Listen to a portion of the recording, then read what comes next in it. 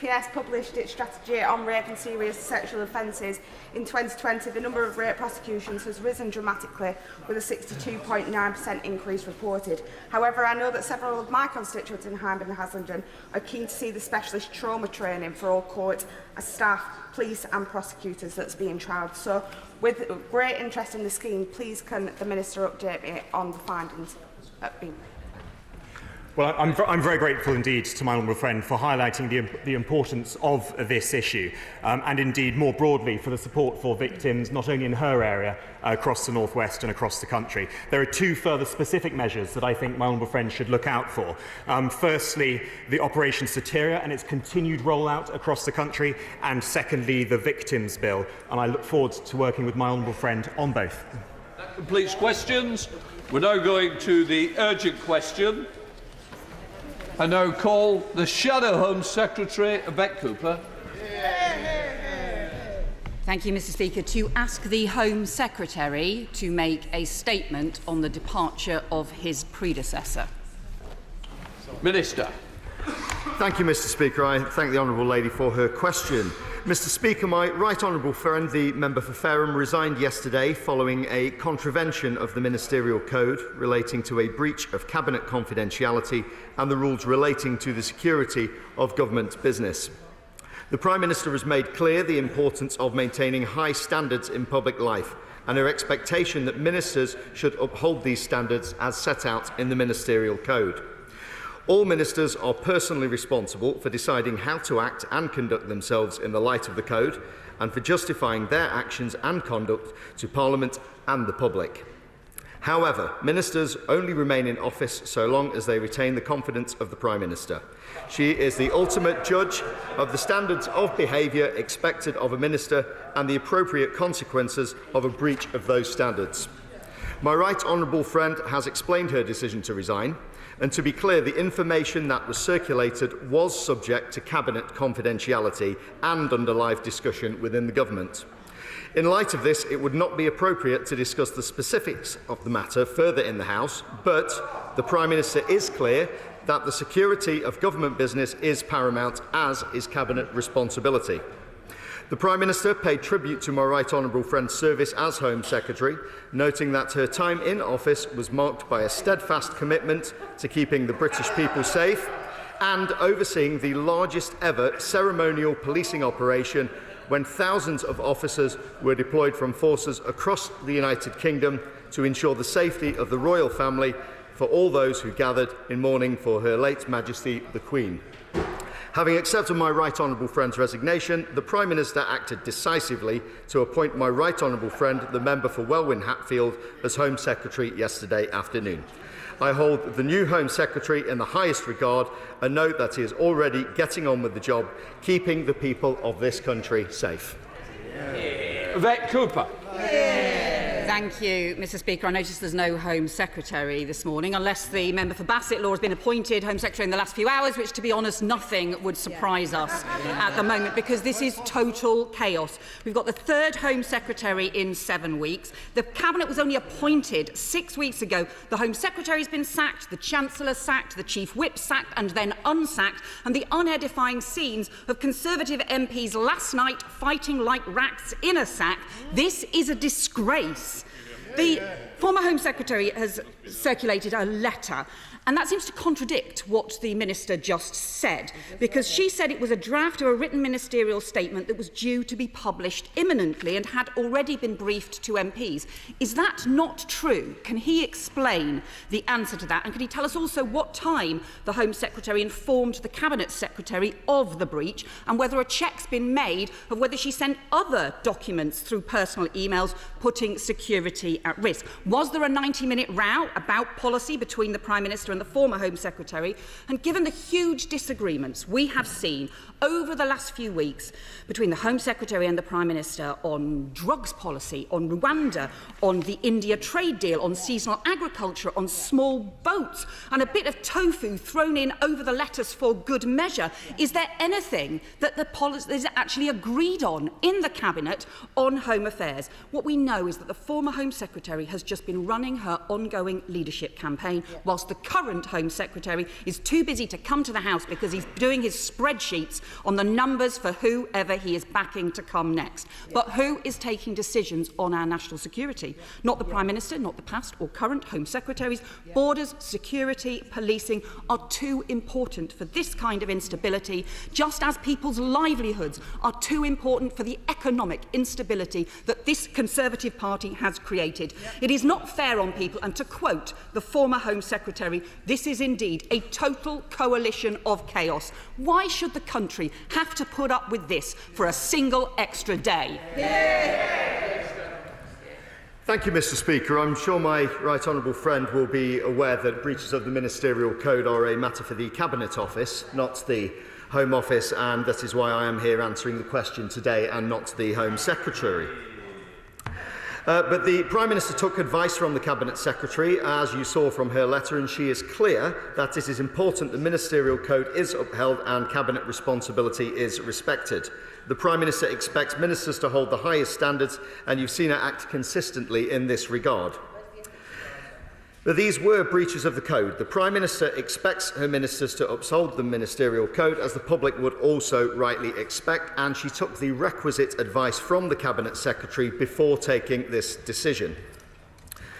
And I'm mindful it's not usual policy to comment in detail on matters like this, Mr. Speaker, but if it would be helpful with background, and appreciating much of this is already in the public domain, the documents in question contain draft government policy which remains subject to Cabinet Committee agreement.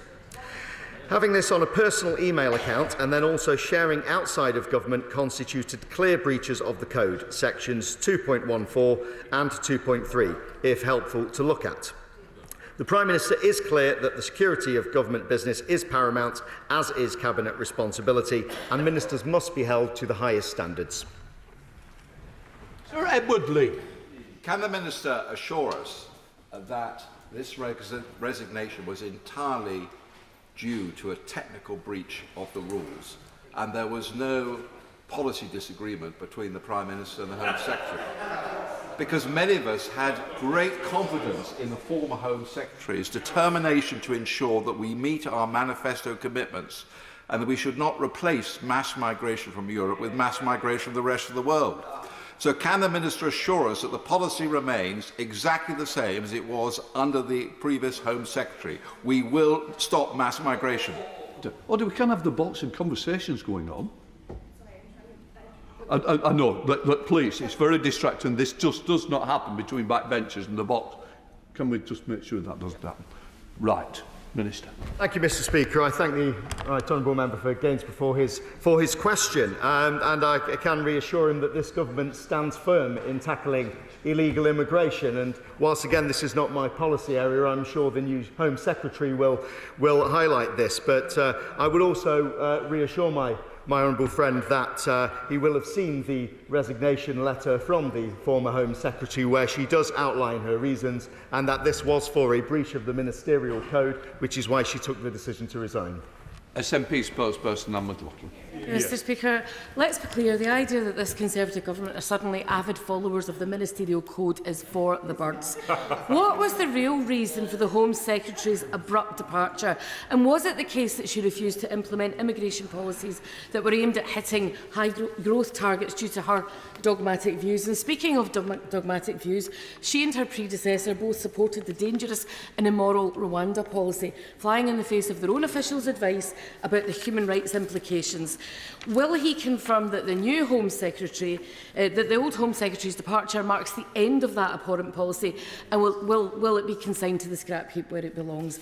And can I just end by quoting Colin Yeo, a prominent immigration lawyer, noted for his comprehensive analysis of Home Affairs matters. Today he posted an assessment called Braverman's Legacy as Home Secretary that simply says, Suella Braverman was Home Secretary for 43 days. Does he have anything to add to that? I thank the honourable lady for her question. I'm not going to preempt government policy. Work is ongoing looking at immigration as part of the growth plan, but it also would not be right for me to speculate on private discussions, and that is a matter for the Cabinet and, of course, their decision to take on that. Why we are here today is to discuss the breaches of the Ministerial Code and the reasons for the Home Secretary's resignation. of the committee, Lee Anderson. Mr. Speaker, now then, I think the Shadow Home Secretary makes a really good point. The member for Bassetlaw would make an excellent Home Secretary, but that's another conversation. Look, I'm sad to see the previous Home Secretary leave. We had a conversation last week about small boats, ECHR, and the excellent Rwanda scheme. But I'm not convinced, so please convince me, Minister, that the Cabinet, Government and Number 10 were totally behind the previous Home Secretary. Thank you, Mr. Speaker, and I thank my honourable friend for Ashfield for, as ever, championing the cause of making sure we have secure borders, and I know himself he is a great champion for this and will no doubt continue to push the case for this. And this government has shown that it is committed, of course, to making sure that we tackle illegal immigration and the criminal acts that are going on in the Channel. And again, whilst I wouldn't want to preempt the policies of the new Home Secretary, I'm sure when he next comes to this House he will be able to give you the assurance that you seek. John Speller. Thank you, Mr. Speaker. And no Home Secretary, no Chief Whip, no Deputy Chief Whip. This truly is an okey-cokey cabinet, isn't it? In and out. But what I want to ask the Minister directly is, there's a lot of difference between security and embarrassment for the government. So can he actually tell us the security classification of the documents he's referring to? And also, can he tell us whether any other ministers are using personal email accounts in order to conduct government business? Thank you, Mr. Speaker. To the honourable gentleman, I would say this is not information that I am privy to. It is also not information that should necessarily be in the public domain either. I think it has also been made very clear from the statement at the start that we are dealing with sensitive government matters, and it is important that sensitive government documents are therefore kept sensitive. This is the reason the Home Secretary tendered her resignation. She recognises that and that this breached the Ministerial Code, and this is why she resigned as outlined in her letter. Andrew Bridgen. Speaker, for the avoidance of doubt, would the Minister outline to the House the Government's current policy on immigration, and will he tell the House whether it's actually under review at the moment? I thank my honourable friend for his question. I would refer him to the previous answers that we have given. Again, this is not for me to discuss policy today as much as the reasons for the resignation of the Home Secretary, although, again, I am sure that the new Home Secretary will come to the House, and I'm sure he will be discussing that in line with the growth plan and our commitment to tackle immigration at a future date. Ellie Reeves. Thank you, Mr. Speaker. That someone who defended Dominic Cummings and expressed her intent to break international law ever became our Home Secretary shows how broken the government is under the Tories. But having a new Home Secretary doesn't solve the problem. This government is gridlocked, endlessly U-turning and completely failing the public. Isn't it clear that it's only through a general election that we can again bring stability and security to our country? Thank you, Mr. Speaker. Again, I would remind the honourable lady that we do not live in a presidential system, and of course it is up to this government to command the confidence of this House, which is the case, and it has been very clear that we will not be having a general election. But this is not the business for this House this morning. We are here to discuss the resignation of the Home Secretary, and I think we should stick to that, Mr. Speaker, rather than trying to diverge into other areas. I think I'll decide, or do you not? Tom Hunt. My constituents were informed yesterday that 200 economic migrants will be accommodated in a hotel in the town centre in Ipswich, of great cost to the taxpayer, putting pressure on local public services and actually also putting local jobs at risk. Will the Minister confirm to me that the new Home Secretary will prioritise the unsustainable practice of accommodating illegal immigrants in hotels and also throw their support behind things like the Rwanda scheme that the Labour Party oppose, which is potentially the only way we can nip this problem in the bud?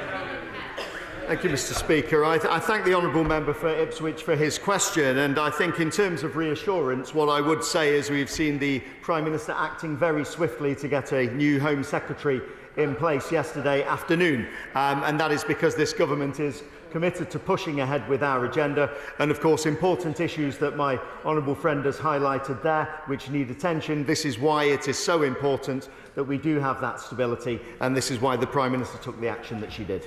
Mr. Carmichael. Because it's surely obvious that the Home Secretary resigned because it's now understood in government that government's immigration policy is a major block to economic growth. And if that is the case, then I welcome the change and I welcome the new Home Secretary, and we will do if he ever graces the chamber with his presence. When he reports back to the Home Office, when we look at immigration policy in relation to economic growth, will he remind the Home Secretary that we need urgent change in the law relating to visas for non-EEA nationals seeking to work in our fishing industry? Minister. Thank you, Mr. Speaker. I thank the honourable gentleman for his question. Once again, I think it's been made clear that we should not be responding to speculation. Private discussions are exactly that, and what we have come here to deal with today are the facts. And the facts are the Home Secretary has tendered her resignation for a breach of the Ministerial Code, and policy issues are something for another time and not this House today. Mr. Speaker, I was very disappointed to see the previous Home Secretary leave her role. She's a tremendous loss to those of us who hope that one day, just one day, this government might finally get a grip of the small boats crisis. It would be a huge mistake if this government were to soften its tough line on preventing illegal immigrants entering this country upon their departure. Can the Minister confirm that the government's policy remains unchanged? Thank you, Mr. Speaker. I thank my honourable friend for his question, and whilst I may already said that I cannot speak on behalf of other ministers with this, I think you will have seen from the Prime Minister's letter to the Home Secretary where she was thanked for the work that she has done, whether this was with the huge policing operation for late Her Majesty, or whether it is with the other work that she's been doing, and of course clamping down on illegal immigration, keeping the British people safe, and I'm sure that work will continue. Mr. Speaker, it's been widely reported that a member of the Cabinet was involved in a fracas last night during the vote. Was there a breach of the Ministerial Code, and will that be investigated? Thank you, Mr. Speaker. I thank my honourable friend for his question. Of course, if my honourable friend believes such breaches have occurred, then there is a set process for people to refer that to. But I do think that we shouldn't be commenting on speculation. I think, as we see from the press this morning, there are many stories, many things about the lobby last night, which I was in, of course, and I certainly didn't see what I believe other people have been saying they saw. So I think rather than comment on speculation, we should stick to facts, and the facts are why we are here today. Kirsten Oswald. Thank you very much, Mr. Speaker. It seems to me that there are as many theories and reasons being given about the real reason for the departure of the former Home Secretary as there are stories about what on earth went on, and we all saw it with the fiasco that this government presided over last night. So can we have a bit more clarity on what has really gone on, what exactly is happening? And I notice that the Minister has been somewhat selective in who he will answer in terms of immigration. I think it's quite important that he gives us some clarity here and now on whether he is seriously defending the abhorrent policies of the former Home Secretary. Yes.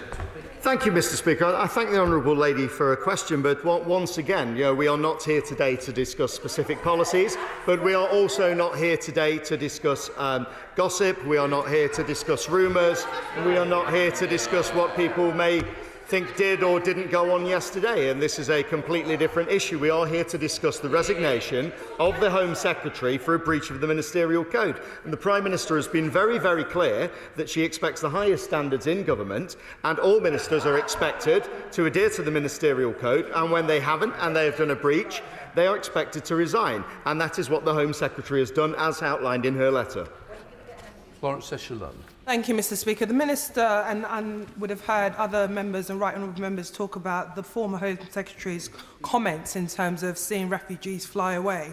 For us as members to talk about people seeking refuge, people fleeing from war, persecution, is deeply beneath this House and beneath the standards we should have. The current Chancellor, who, as we all know, is probably the Prime Minister, has said that he wants to see a more compassionate Conservative. Yeah. Can the Minister outline that the new Home Secretary will be outlining that compassion in when we are dealing and talking about people seeking asylum and refuge in our country? Yeah. Minister. I thank the honourable lady for her question, and again, whilst I cannot discuss policy, what I would say is this government has shown compassion, not just in terms of the aid we give abroad, but I would point to the Homes for Ukraine scheme. You look at what we've done there, before that with Syria, before that with Afghanistan, and this country has a proud history of welcoming refugees. That is something that will continue, that is something that this government has been committed to, will continue to be committed to, and is something that I am certainly also committed to. Thank you very much, Mr. Speaker. Appointing a Home Secretary who lasted 43 days and a Chancellor who lasted 38 days is unprecedented and farcical. What does that say about the Prime Minister's judgment and fitness for office? She has no support anywhere in this House anymore. Shouldn't she be following her former colleagues to the back benches, pausing only to ask for a dissolution of Parliament? Thank you, Mr. Speaker, and I'd remind my honourable friend that appointments are a matter for the Prime Minister. The Prime Minister has outlined what she expects in terms of conducts of ministers, and when the Prime Minister has changed her appointment, she has done it swiftly. The Prime Minister has been very clear on this, that she expects us to be working together towards our growth plan to deliver for the people of this country, and that is why she has taken the actions that she has. Dave Dugan. Thank you, Mr. Speaker. The former Home Secretary got her jotters because she was on manoeuvres, and the Cabinet at large is on manoeuvres to find out who's going to replace the Prime Minister. But the de facto Prime Minister, the Chancellor, didn't want anybody's manoeuvres competing with his own. Yeah. Isn't that the truth? It's nothing to do with that breach of the code. Yeah. Well, thank you, Mr. Speaker. I mean, I would say to the honourable gentleman, I think the proof here is in the resignation letter of the Home Secretary herself. The Home Secretary herself has outlined the reasons why she has resigned from her position. She's been very clear about the Ministerial Code, which areas it is that she has breached, and, of course, as we say, other matters are to be treated separately. But why we are here today, once again, is to discuss why the Home Secretary resigned. We're not here to discuss other matters that involve internal party politics. Kate Green.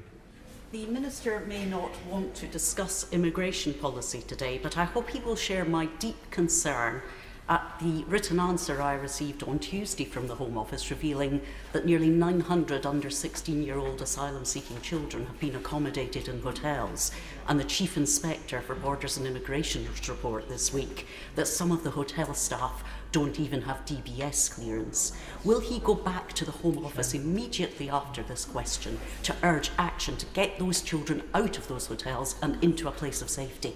Thanks. Thank you, Mr. Speaker. I thank the honourable lady for her question, and I am happy to pass it on to the Home Office and ask them that question so they can provide you with that information. But, of course, we do remain committed to safeguarding children, whether that's children in this country or children that we have received coming into the country. Wayne Davis. The Minister has referred to the former Home Secretary's letter of resignation.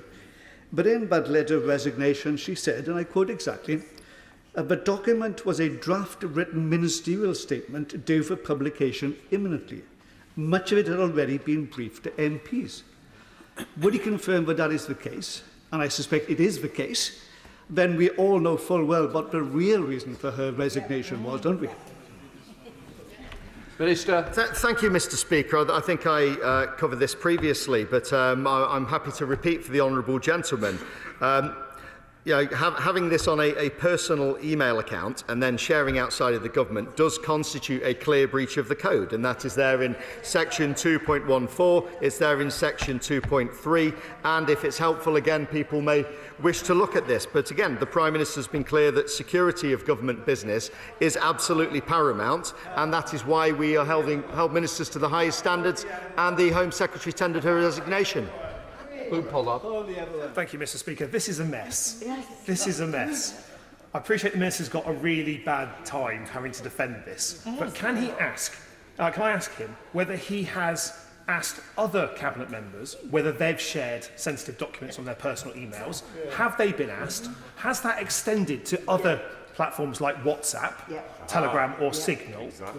Will there be a full check of the former Home Secretary's phone to make sure that it's not just personal email but other social networks and communication apps that may have been used in this. Because at the moment, the Minister is not reassuring this House, nor the public, that the security of our sensitive national security is being properly looked after by this government. Can he give that reassurance? And if he does not know now, will he come back to this House with a full disclosure of what apps were used, what documents were shared, and whether every single member of the government have been checked?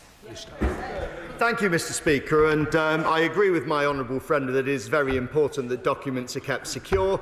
This is why it's kept separate from personal emails and so on, and this is something that ministers are reminded of, including myself as a new minister with the big thick rule book, of course, that we have to read through. But what I would also say is that we've made it clear where there are breaches, there is a method for reporting that. We would take advice, of course, from the Cabinet Secretary regarding that, and I'm sure if there are further breaches that they will be made aware to members of this House in future. Gibson. Thank you, Mr. Speaker. The dogs in the street can see the chaos at the heart of this government, and the Home Secretary's departure, the full truth of which we still don't know even after today, is not even the latest example of the chaos that we've seen since her departure.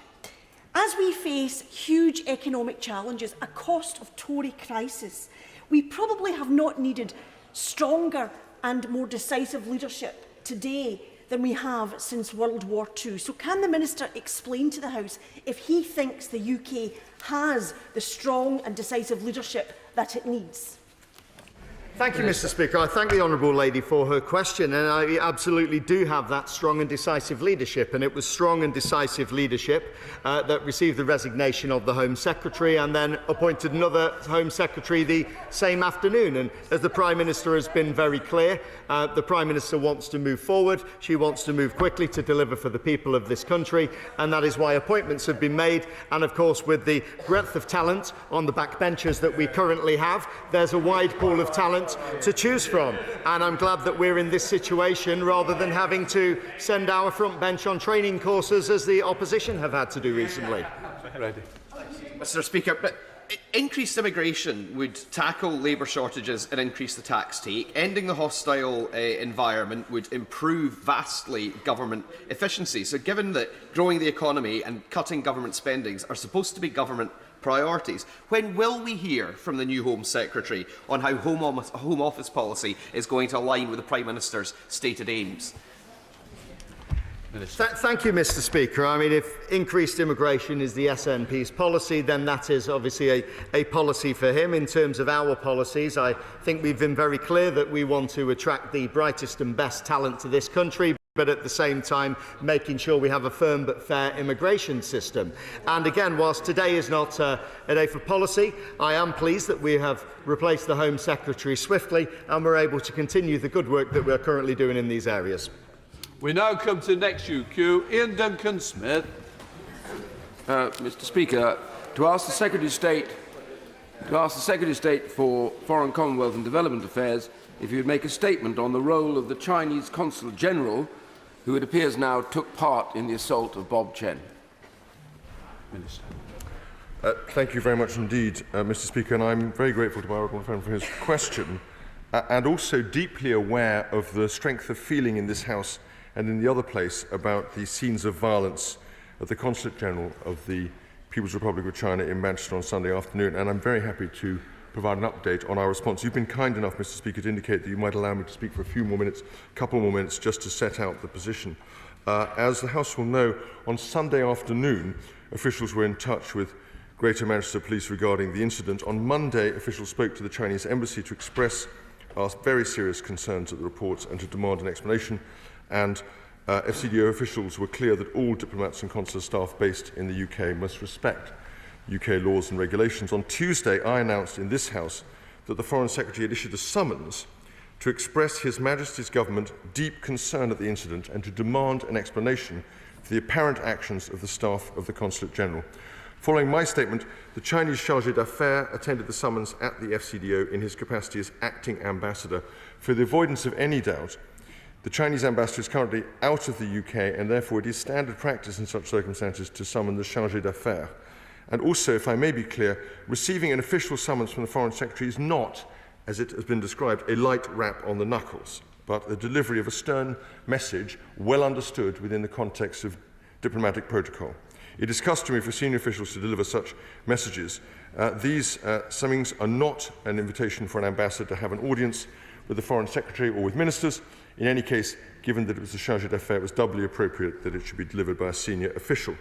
In the summons, the officials set out that peaceful protest is a fundamental part of British society and that everyone in the United Kingdom has the right to express their views peacefully without fear of violence. He reiterated our clear expectation that diplomatic and consular staff should conduct themselves in accordance with UK law.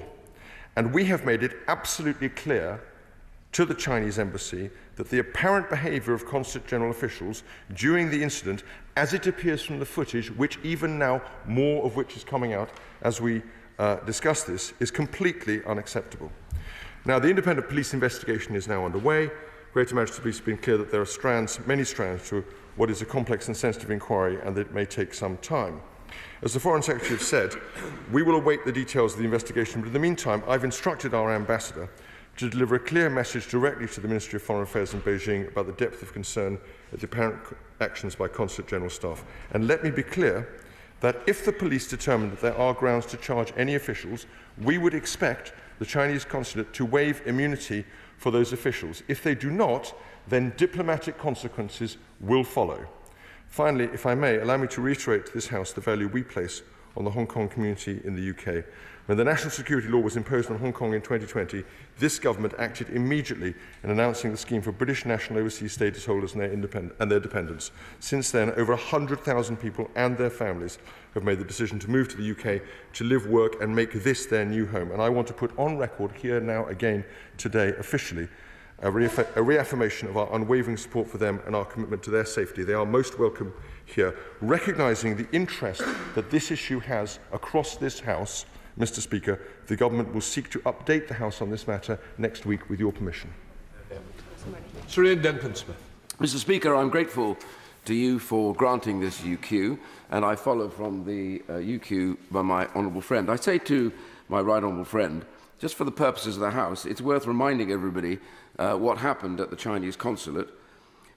In the grounds on Sunday, an appalling attack took place on a peaceful protester who was dragged into the consulate grounds and seriously abused. And we saw those appalling videos of Bob Chen being dragged into those grounds and abused. And it now appears that the Consul General played a part in that physical attack.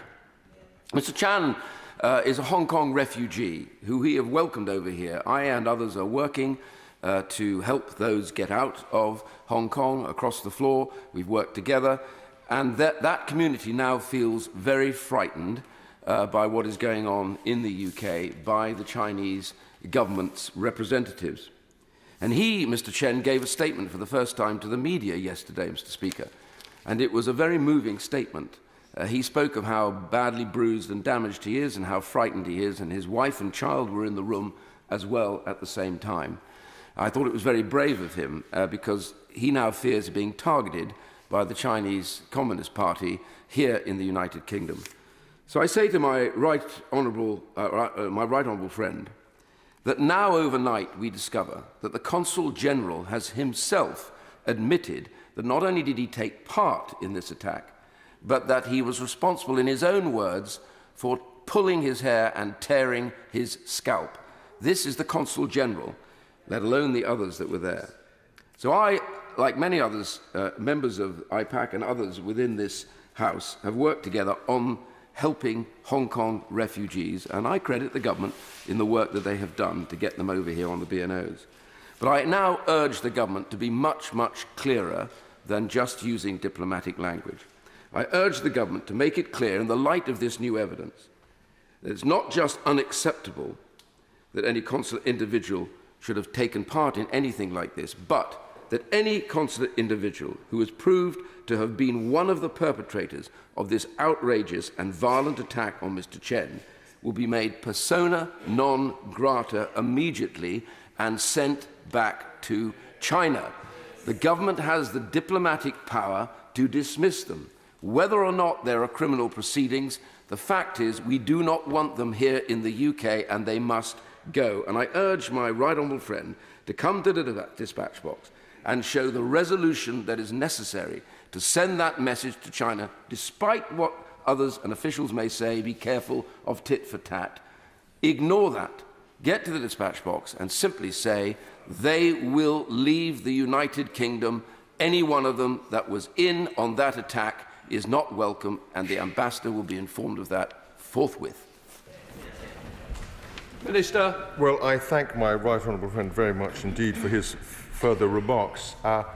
We should be absolutely clear that participating in an assault, if that is what is determined to have happened, is completely outside the expectations of our rule of law, that we would expect, if such a thing had taken place, as the question was raised in the House only 2 days ago in front of the British consulate in Shanghai, we would, of course, refer the matter to the local policing authorities, as would have been expected to have been done in this case. So I take the point the honourable gentleman makes very strongly. And, of course, he's also right to insist, as he insisted in the previous question that we discussed on this, that the diplomatic channel and the legal channel are distinct.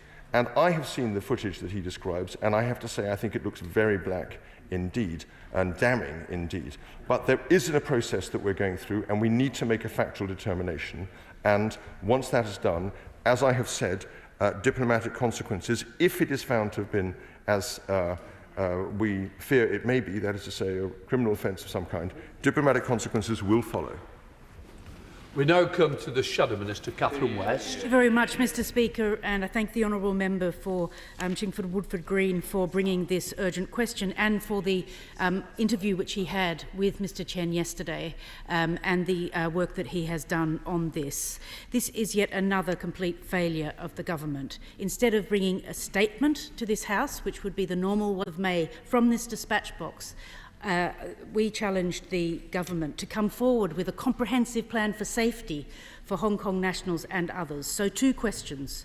Will he now meet the embassy without any delay to communicate the strong message from us as MPs about the importance of peaceful protest in this country?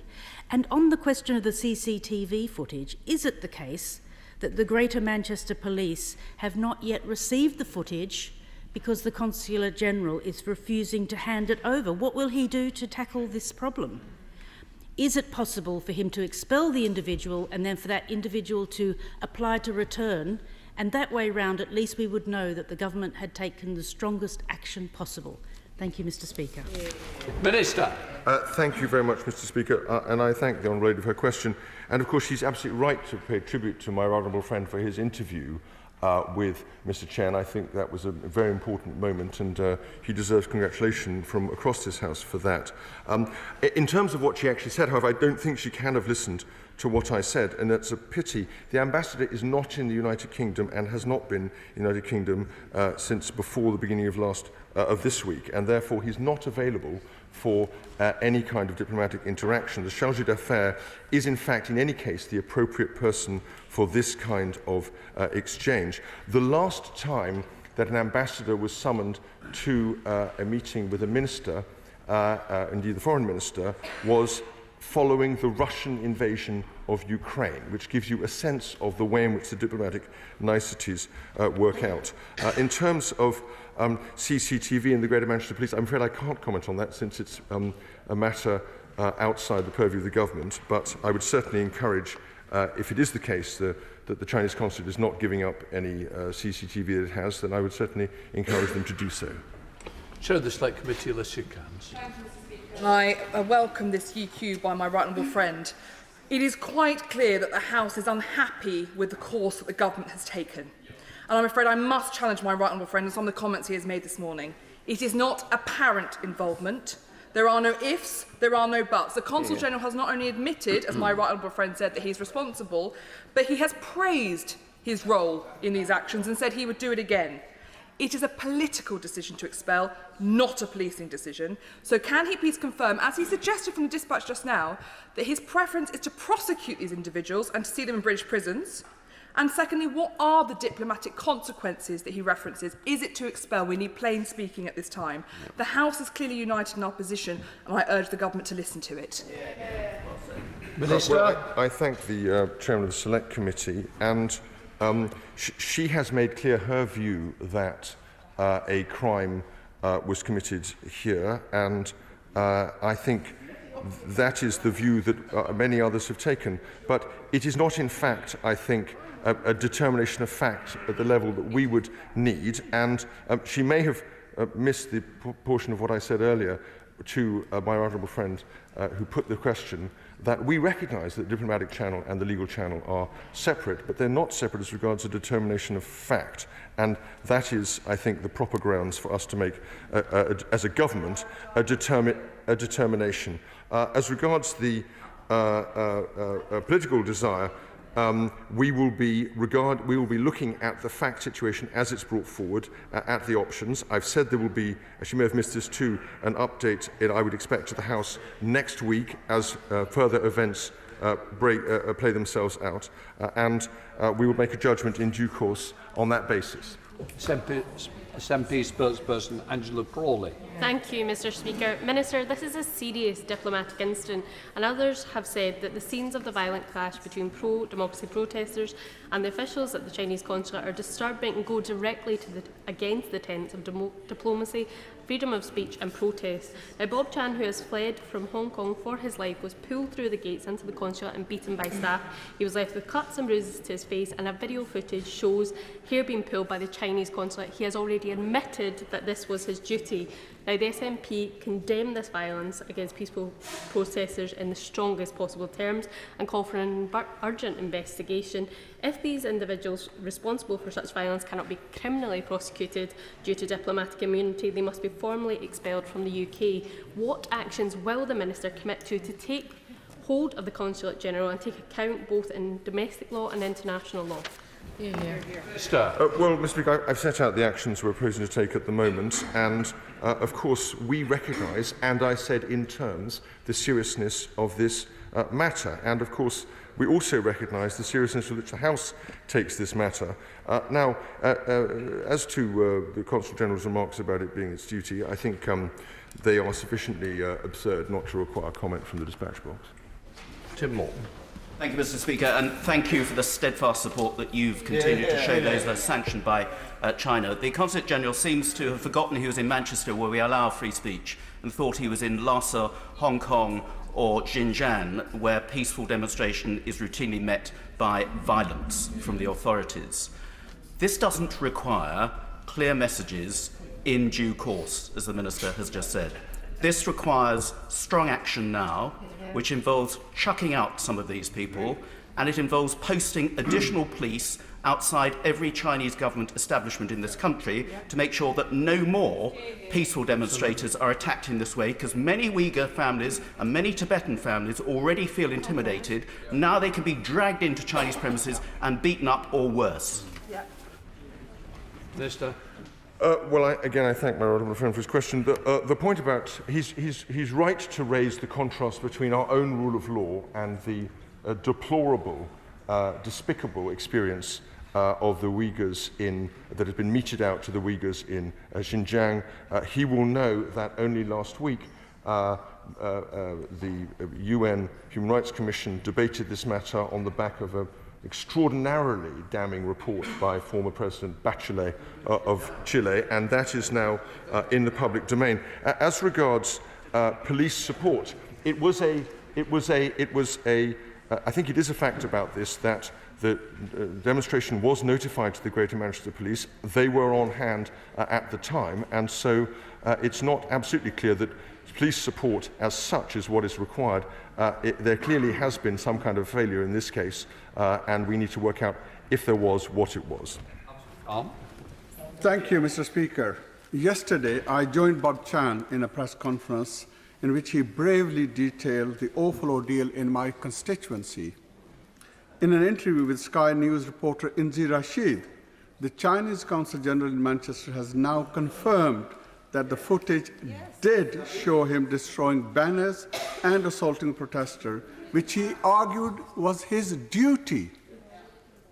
The high-brows and the above-the-law attitude of the Consul-General is sickening.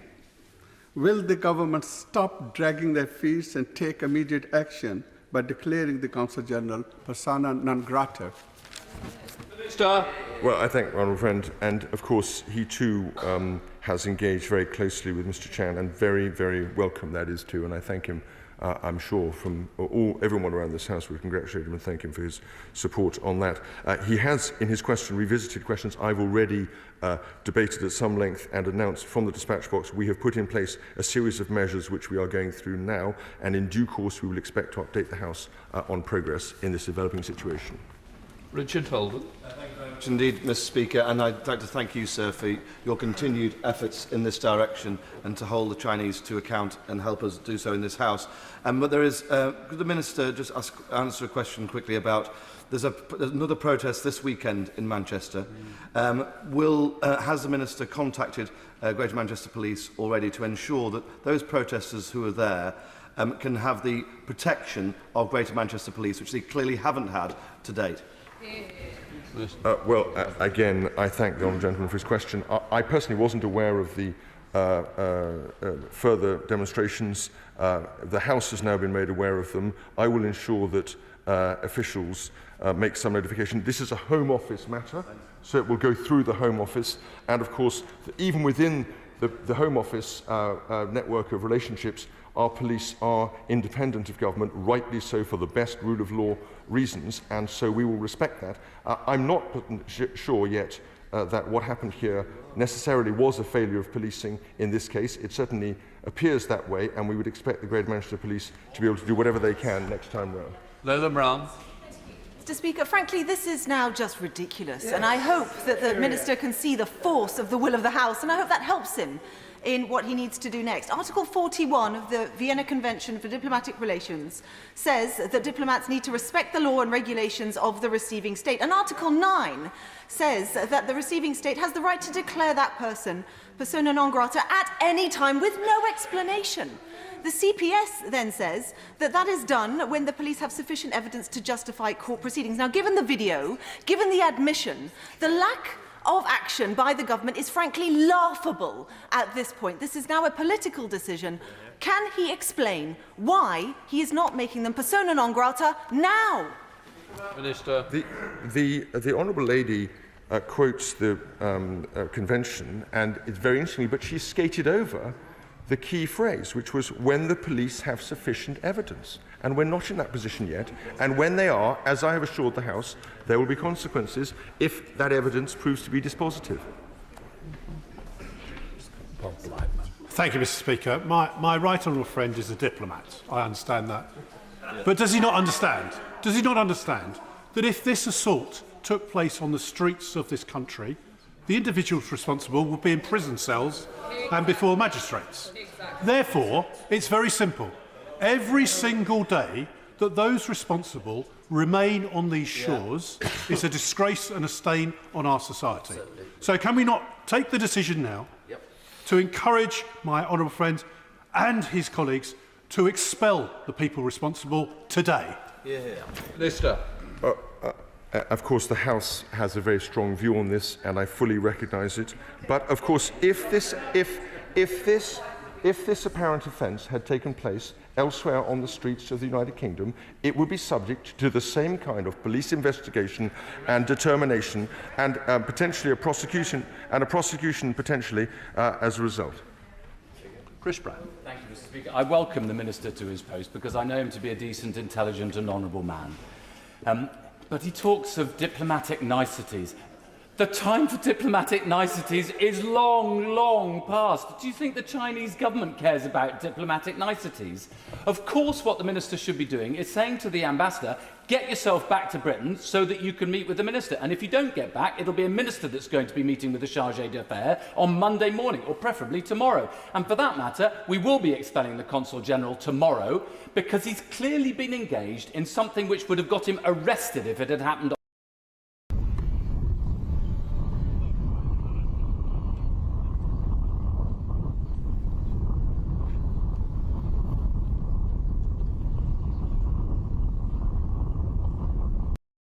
ambassador was summoned to the Foreign Secretary, it was in the context of the Russian invasion of Ukraine. There are diplomatic channels to which these things occur, and we need to respect them. As regards the question of arrest, an individual might have been arrested, or they might not have been arrested. That's in the discretion of the police, and that remains the case whether they are outside the embassy or on any other parts of our streets. Andrew Mishra. Thank you, Mr. Speaker. Can the Minister outline what tangible steps have been taken to protect Hong Kong community, Tibetans, Uyghurs from intimidation, threats and actual use of violence from the Chinese state on UK soil? Tangible steps. Minister. Well, he knows that we've, of course, opened the BNO channel. We have offered support from the Home Office and from the Department for Housing, Levelling Up and Communities to them, and they remain under the rule of law and therefore the purview of the police, as would any other residents in this country. Okay. The right to protest, Mr. Speaker, is a British value, and it stems from 1819 and the Peterloo massacre in our great city, and that's why it's gnawing at our moral core around the inaction of this government. I'll say this to the Minister: powerlessness corrupts. Absolute powerlessness corrupts absolutely, and government is being sclerotic in this case if it's not part of the wider malaise. But in the spirit that the Minister also knows that I think is honourable, can he tell us what discussions he's been having with either the Mayor of Greater Manchester, the Leader of Manchester City Council or Greater Manchester Police to reassure the people in our great city that action will be taken?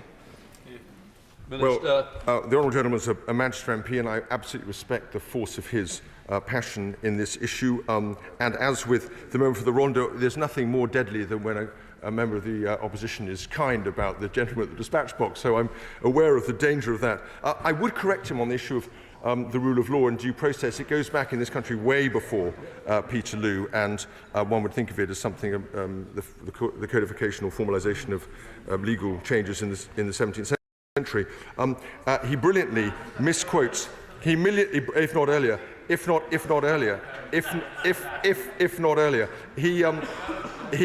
brilliantly misquotes Lord Acton. Let me say in relation to the Greater Manchester Police that this is a matter for the Home Office, but I can be absolutely certain, as he can, that they will be following this debate with considerable interest. Kate Green. A few moments ago, the Minister characterised the Consul General's comment that it was his duty to commit an act of violence as absurd. With the greatest respect to the Minister, whom I like very much, I think it was sinister and menacing. It's not just that this House cares about seeing the Consul General and others involved in this incident face immediate, what he calls diplomatic consequences. Hong Kong nationals now obtaining refuge in my constituency also need the reassurance that the government takes their security seriously. As long as these people remain in Manchester, in this country, they do not have that reassurance. Minister. Well, I thank the Honourable Lady. I don't, if I may say so, think that she's right about the position that I've taken. We have been perfectly clear about the concern felt across interested bodies and parties and groups in the UK, and in particular Hong Kong residents here and people who have come from Hong Kong, and that is why I ended my statement with a very specific message to them to say of support to them. And I've also outlined to this House the measures that we've put in place, and the other departments focus on those people. It is true that they too would expect to live under the rule of law of our police, and I think the Greater Manchester Police in general do a sterling job, and I'm sure any Manchester MP would say that, of protecting the well-being of the people of Manchester, and I'm sure they will continue to extend that privilege and that courtesy and that protection to Hong Kong residents as well. Thank you, Mr. Speaker. I wasn't going to intervene in this till I was listening to the responses of the Minister. There can be no question here of the failure of the Manchester Police. No one would have expected a bunch of thugs to come running out of an embassy and beat people up on the streets of Britain. Does the Minister think for a minute just about how this appears, and his answer in today makes our country look. We look supine and weak. The evidence is absolutely clear, and he should be stating that today and making it clear that the government will act, and will act swiftly. And I get no urgency from the Minister today. Minister. Well, of course, I'm afraid that's hopelessly untrue. We take this extremely seriously. We're acting on it. We've had 2 UKs on the matter. We've got different departments engaged and involved. I can confirm, I've since had it confirmed to me that officials have been in touch with the Greater Manchester Police, and they will remain so. Of course, I mean no criticism of anyone in that fine, august body of police men and women, but we absolutely continue to look to them to maintain the kind of standards of policing that they always have done in that city. Kirsty Nelson. Mr. Speaker, it strikes me that there isn't any dubiety in this House at all about the appalling scenes that we have all witnessed. And as a signatory of the Sino-British Joint Declaration, the UK has got a diplomatic but also a moral responsibility to the people of Hong Kong, especially the large numbers who came to the UK under the new visa scheme. So does he not accept that there is a need for clear action to make sure that Hong Kong people and Uyghurs and Tibetans feel safe and feel valued here?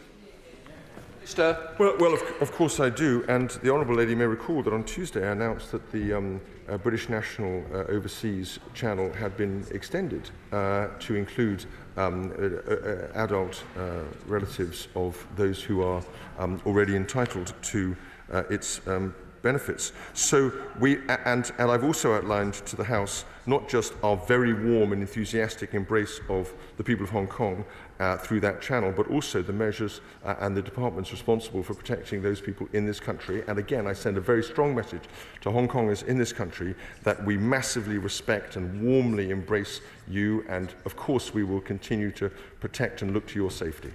Jim Shannon. Thank you, Mr. Speaker, and it's been quite difficult to listen to the answers, and I say that with great respect to the Minister, because we don't really feel that maybe the issue has been taken strongly enough. The Minister will be aware that this latest travesty is simply one on a long list of despicable attacks on innocent people taking place, arguably at the hands of those in power in China.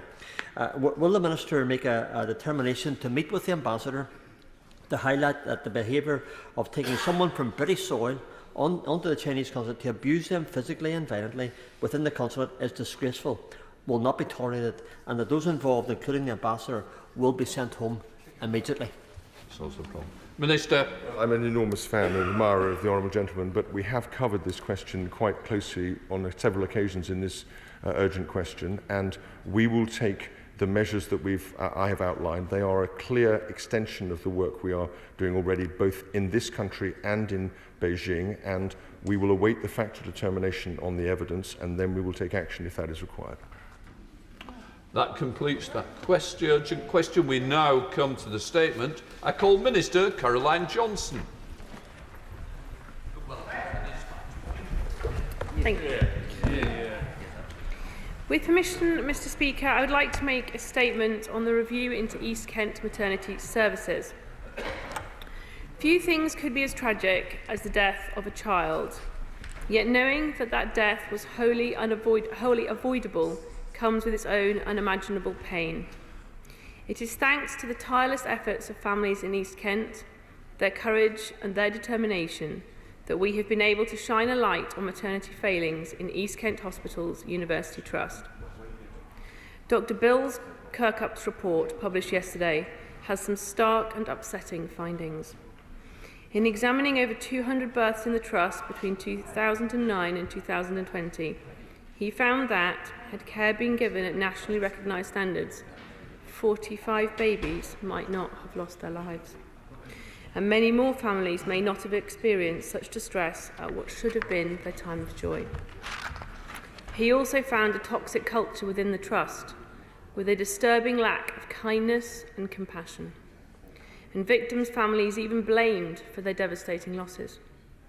Before I say more, Mr. Speaker, I want to say this. I'm profoundly sorry to all the families affected. This should never have happened, and we will work tirelessly to put it right. Mr. Speaker, with the report published just yesterday, I'm sure honourable members will understand our need to carefully consider all of its details. I will be reviewing all of the recommendations and will issue a full response once I've had time to consider them. But given the gravity of what the report reveals, I felt it was important to come to the House today and update Colin important or too much trouble.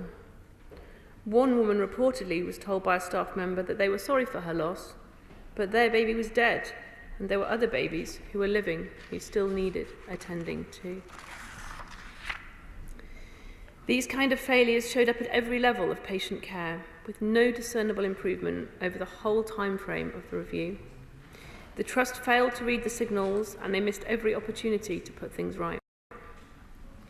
Mr. Speaker, these are difficult things to hear, and especially hard because I know so many of us have experienced for ourselves the brilliant care that NHS maternity services can offer. We must take nothing away from the hundreds of thousands of incredible people working day and night in maternity services across the country. Yet we cannot pretend that the story of East Kent is a one-off. Reviews from Morecambe Bay to Shrewsbury and Telford paint a more disturbing picture. While they may be some of the most extreme examples, and we must hope they are certainly not isolated incidents. And colleagues will know that just last month, Donna Ockendon began her new independent review into maternity services at Nottingham University hospitals. We entrust the NHS with our care when we are at our most vulnerable. Everyone has the right to expect the same high-quality care, no matter who they are or where they live. Mr. Speaker, we are already taking a number of steps to improve the quality of maternity care in East Kent and across the country. An intensive programme of maternity support was put in place at East Kent's Hospitals University Trust in September 2019, overseen by NHS England, the Kent and Medway Integrated Care System and the Trust Board. And the Trust has been allocated a Maternity Improvement Advisor and an Obstetric Improvement Advisor. Mr. Speaker, we will also continue to ensure the high standards at national level. I'm grateful to Dr. Kirkup for the extensive recommendations in his report, but it is vital they are not viewed in isolation. As Dr. Kirkup has said himself, since his Morecambe Bay investigation in 2015, maternity services have been the subject of more significant policy initiatives than any other service. So his recommendations must be considered alongside existing work to improve maternity outcomes. First, there is our independent working group. The group is one of the key immediate and essential actions from the Ockendon Review and has now begun its important work. The group, chaired by the Royal College of Midwives and the Royal College of Obstetricians and Gynaecologists, is advising the Maternity Transformation Programme in England on how they can take forward the findings of both the Ockendon and the Kirkup reports. Next, our new maternity quality surveillance framework is a vital tool for proactively identifying problems in trusts so they can get support before serious issues arise. And in March 2022, NHS England announced a £127 million funding boost for maternity services across England to help ensure safer and more personalised care for women and their babies.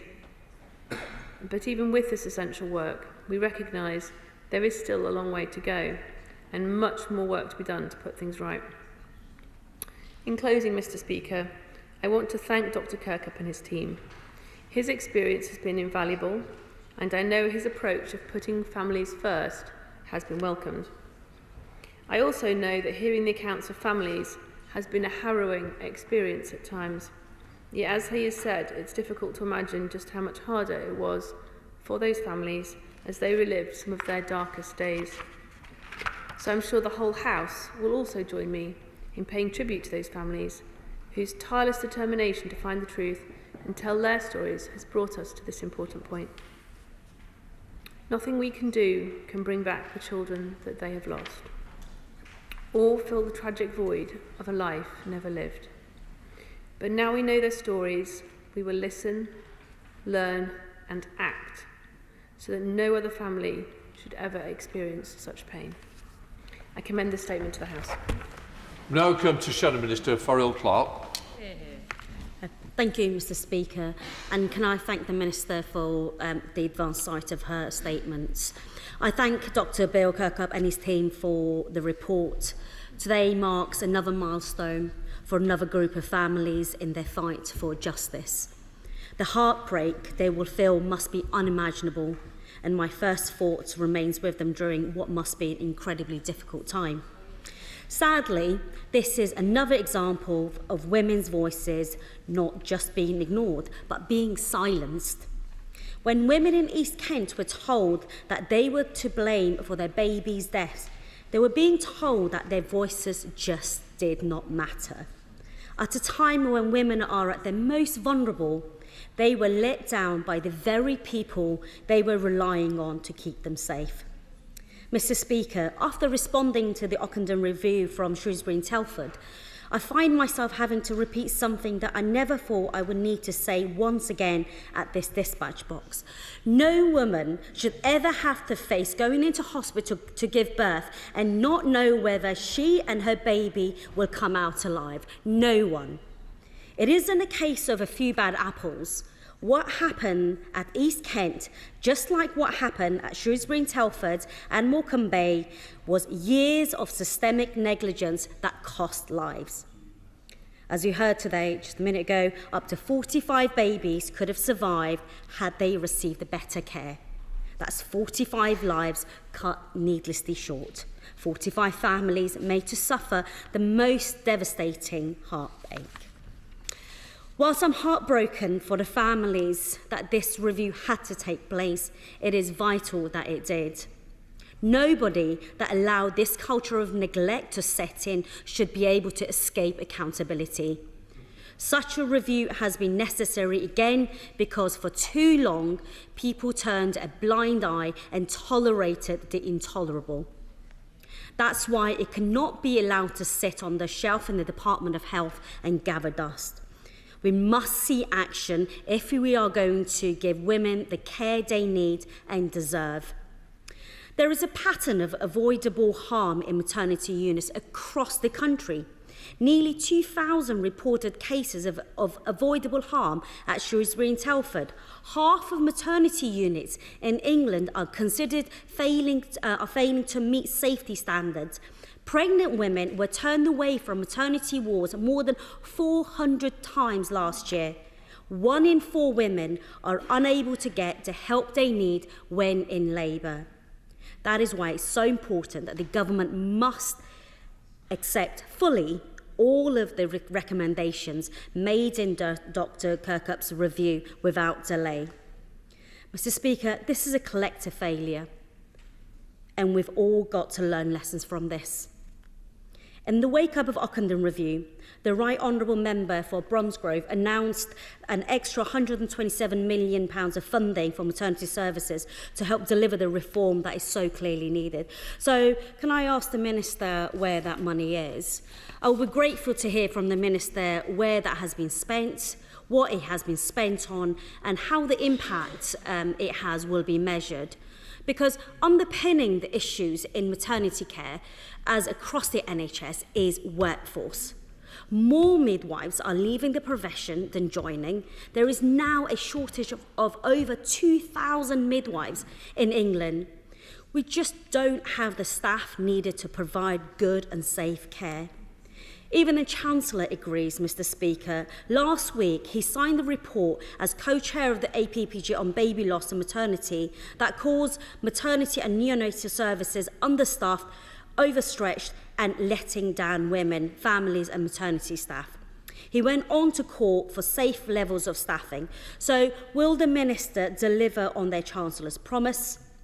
The government must provide the staff maternity services so desperately need to provide safe care across our NHS, as Labour have a plan to. Because, Mr. Speaker, having the confidence that they will be safe is all women are asking for, and it really isn't much. It's high time the government deliver it. Thank you. Yeah. Minister. I thank the Honourable Lady for her questions. The report does paint a tragic and harrowing picture of poor maternity care at East Kent Hospital, and the lady talks about accountability. She will be aware that the Truss board has changed in terms of chief executive and chairman, and that the new, those new interpost are working hard to ensure that things are turned around and things improve. She talked about funding and workforce, and I understand why she does that, but actually, if she reads the report, it's clear from Dr. Kirkup's report that these were not the causative factor in this case. This was about culture and workplace practice, not money and staffing levels. The money, she asked how the money has been spent. It's been spent on, staffing and workforce and training.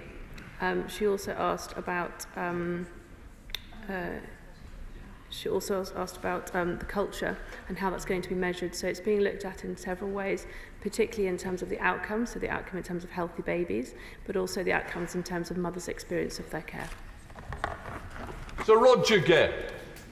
Mr. Speaker, first, thank you so much for facilitating this statement. You know that as not just the constituency member of Parliament, but as a father and a grandfather, this is a matter of profound importance to me personally. Can I welcome the Minister to the dispatch box for the first time and thank her for the tone of her remarks. Mr. Speaker, nothing is going to bring back the children that were lost in the Margate unit. Nothing is going to erase the pain felt and continuing to be felt by the parents. I'd like to commend them for the quiet dignity with which they have fought their cause under horrific circumstances for so long. And I'd also like, if I may, craving your indulgence, to thank Bill Kirkup and his team for the sensitivity with which they have handled this and listened to the harrowing stories from so very many people, stories that should never have had to have been told. What we can do is to try to put this right for the future, so that this never ever happens to another family again. It will come at a cost, and with the Treasury Minister on the bench, I have to say that there is £33 million worth of investment that is now needed immediately in the maternity unit at Margate. But, Mr. Speaker, what I would simply like to do at this stage is ask my honourable friend from the dispatch box to tell me that she is willing to bring her medical expertise, which is considerable, to Margate, to come to see herself the unit, to meet the staff, to meet with the new chief executive and the new chairman, who are determined to do their utmost to make amends and to do so as swiftly as possible. Thank you. I thank my right honourable friend for his comments, and I note that he has been a doughty campaigner on this issue, and I know how much this matters to him personally as well as a member of Parliament. I would of course be happy to come to Margate to meet with the staff as he describes. Rosie Duffield. Thank you, Mr. Speaker. I'd like to thank the Minister for her statement and Dr. Kirkup and his team and the families and staff who took part in the inquiry. It's clear that there's been an utterly toxic and dysfunctional culture within maternity services at East Kent Hospitals Trust, and it's shocking and disturbing and made so much worse by the revelation that the Trust tried to cover these cases up. Mothers were treated appallingly and babies died. I cannot comprehend what they have had to endure, and I am so angry on their behalf. How can the Minister assure my constituents that action leading to immediate change will not involve any of the staff and managers involved directly in these cases, given that former staff and a governor have said that they publicly cannot recommend the service? How can MPs in East Kent tell our constituents that our maternity services are now safe? Minister. I thank the Right Honourable Lady for her question, and I know that this is a matter on which she has been campaigning furiously on behalf of her constituents. I share her anger and her shock when I read the report at some of the cases and some of the ways in which patients have been spoken to during the time at their hospital. It's truly unforgivable. In terms of the question of safety, that was my first question when I read the report, is are we sure that the patients going in today to have their babies are safe to do so? So I met with Anne Eden, who's the Regional Director of NHSE, yesterday to talk to her about the safety. I have been reassured both in terms of quality and outcomes. In terms of outcomes, I've been reassured that the looking at crude data, which I appreciate is not published yet, the number of stillbirths and neonatal deaths over the last year or so have fallen substantially. And in terms of quality, they're doing a review. Obviously, each woman is contacted 6 weeks after her delivery to ask about her experiences, and where experiences have not been as they should be, although they are in almost all cases, where they've not been as they should be, that's been further investigated in each case. Damien Green. This report is a terrible read, particularly, obviously, for bereaved parents who have gone through untold anguish, including some at the William Harvey Hospital in my constituency. And what makes me particularly angry is that this was going on for more than a decade under several different management regimes at the Trust. So can the Minister give some reassurance to women in Ashford who are about to have a baby at the William Harvey that they will be treated safely and respectfully? And can she assure the House, looking further afield, that the terrible repeated examples of similar tragedies and scandals around the NHS are now at an end? I thank my honourable friend, right honourable friend, for his question, and I know that he also shares the House's desire to ensure that such events do not reoccur and to ensure that his constituents are safe. He asked about the failures over time, and in fact there were signs as early as 2010 that there were problems being raised at this trust, and the failure is not so much as the need to find those problems, but actually that they weren't properly dealt with when they were found. I have received assurances yesterday from the Regional Director of NHS England that in the way I described a few moments ago, and I will be meeting with her regularly to have updates to ensure that this process is not just put in place but also followed through. Clive Efford. Mr. Speaker, the stories of the families are really harrowing to read, and I hear what the Minister says, that staff shortages can't be used to excuse the poor practice that has taken place. But nonetheless, it is disturbing that the NHS England has abandoned its safety targets under the midwifery continuity and care model. And I wonder if the Minister could say, when we have more midwives leaving the profession than coming into it, as a matter of urgency, in order to avoid these sorts of occurrences in other places, what the government is going to do to turn around that loss of midwives. So thank the honourable gentleman for his question. So NHS England have announced they're investing an additional £127 million into the maternity system in the next year. This money will go towards the maternity workforce and improving neonatal care. There is also, in addition to that, £95 million invested last year to support the establishment of more than 1,200 more midwifery posts and 100 more consultant obstetric posts. Work is already underway as part of the biggest nursing, midwifery and allied healthcare professional recruitment drive in decades. So this will help us to increase the number of midwives in East Kent, but also elsewhere. Helen Wakely. Thank you, Mr. Speaker. Can I thank my honourable friend for her statement, and particularly for the tone in which she makes it. Dr. Kirkup's report is harrowing reading, but nothing compared to the harrowing experiences of the parents whose babies were severely injured at birth, stillborn, or lost in the days after they were born, particularly when so many of those incidents were avoidable. It's a shocking litany of clinical and management mistakes, missed opportunities, failures to take responsibility, and an incomprehensible normalisation of baby death, despite all the efforts to improve safety since the Mid-Staff's scandal. Can I ask my honourable friend, firstly, to put herself in the shoes of an expectant mum, which I know as a mum she will be able to do, as well as from her experience as a clinician, and can she categorically assure me and all the parents-to-be who are soon to have babies in East Kent Trust that the maternity units in these hospitals are safe for them to give birth? And secondly, can I say to her, while there are worthwhile sections on the actions in the report, and I commend Dr. Kirkuk for his report, the report doesn't get to the bottom of the problem, which is truly one of accountability.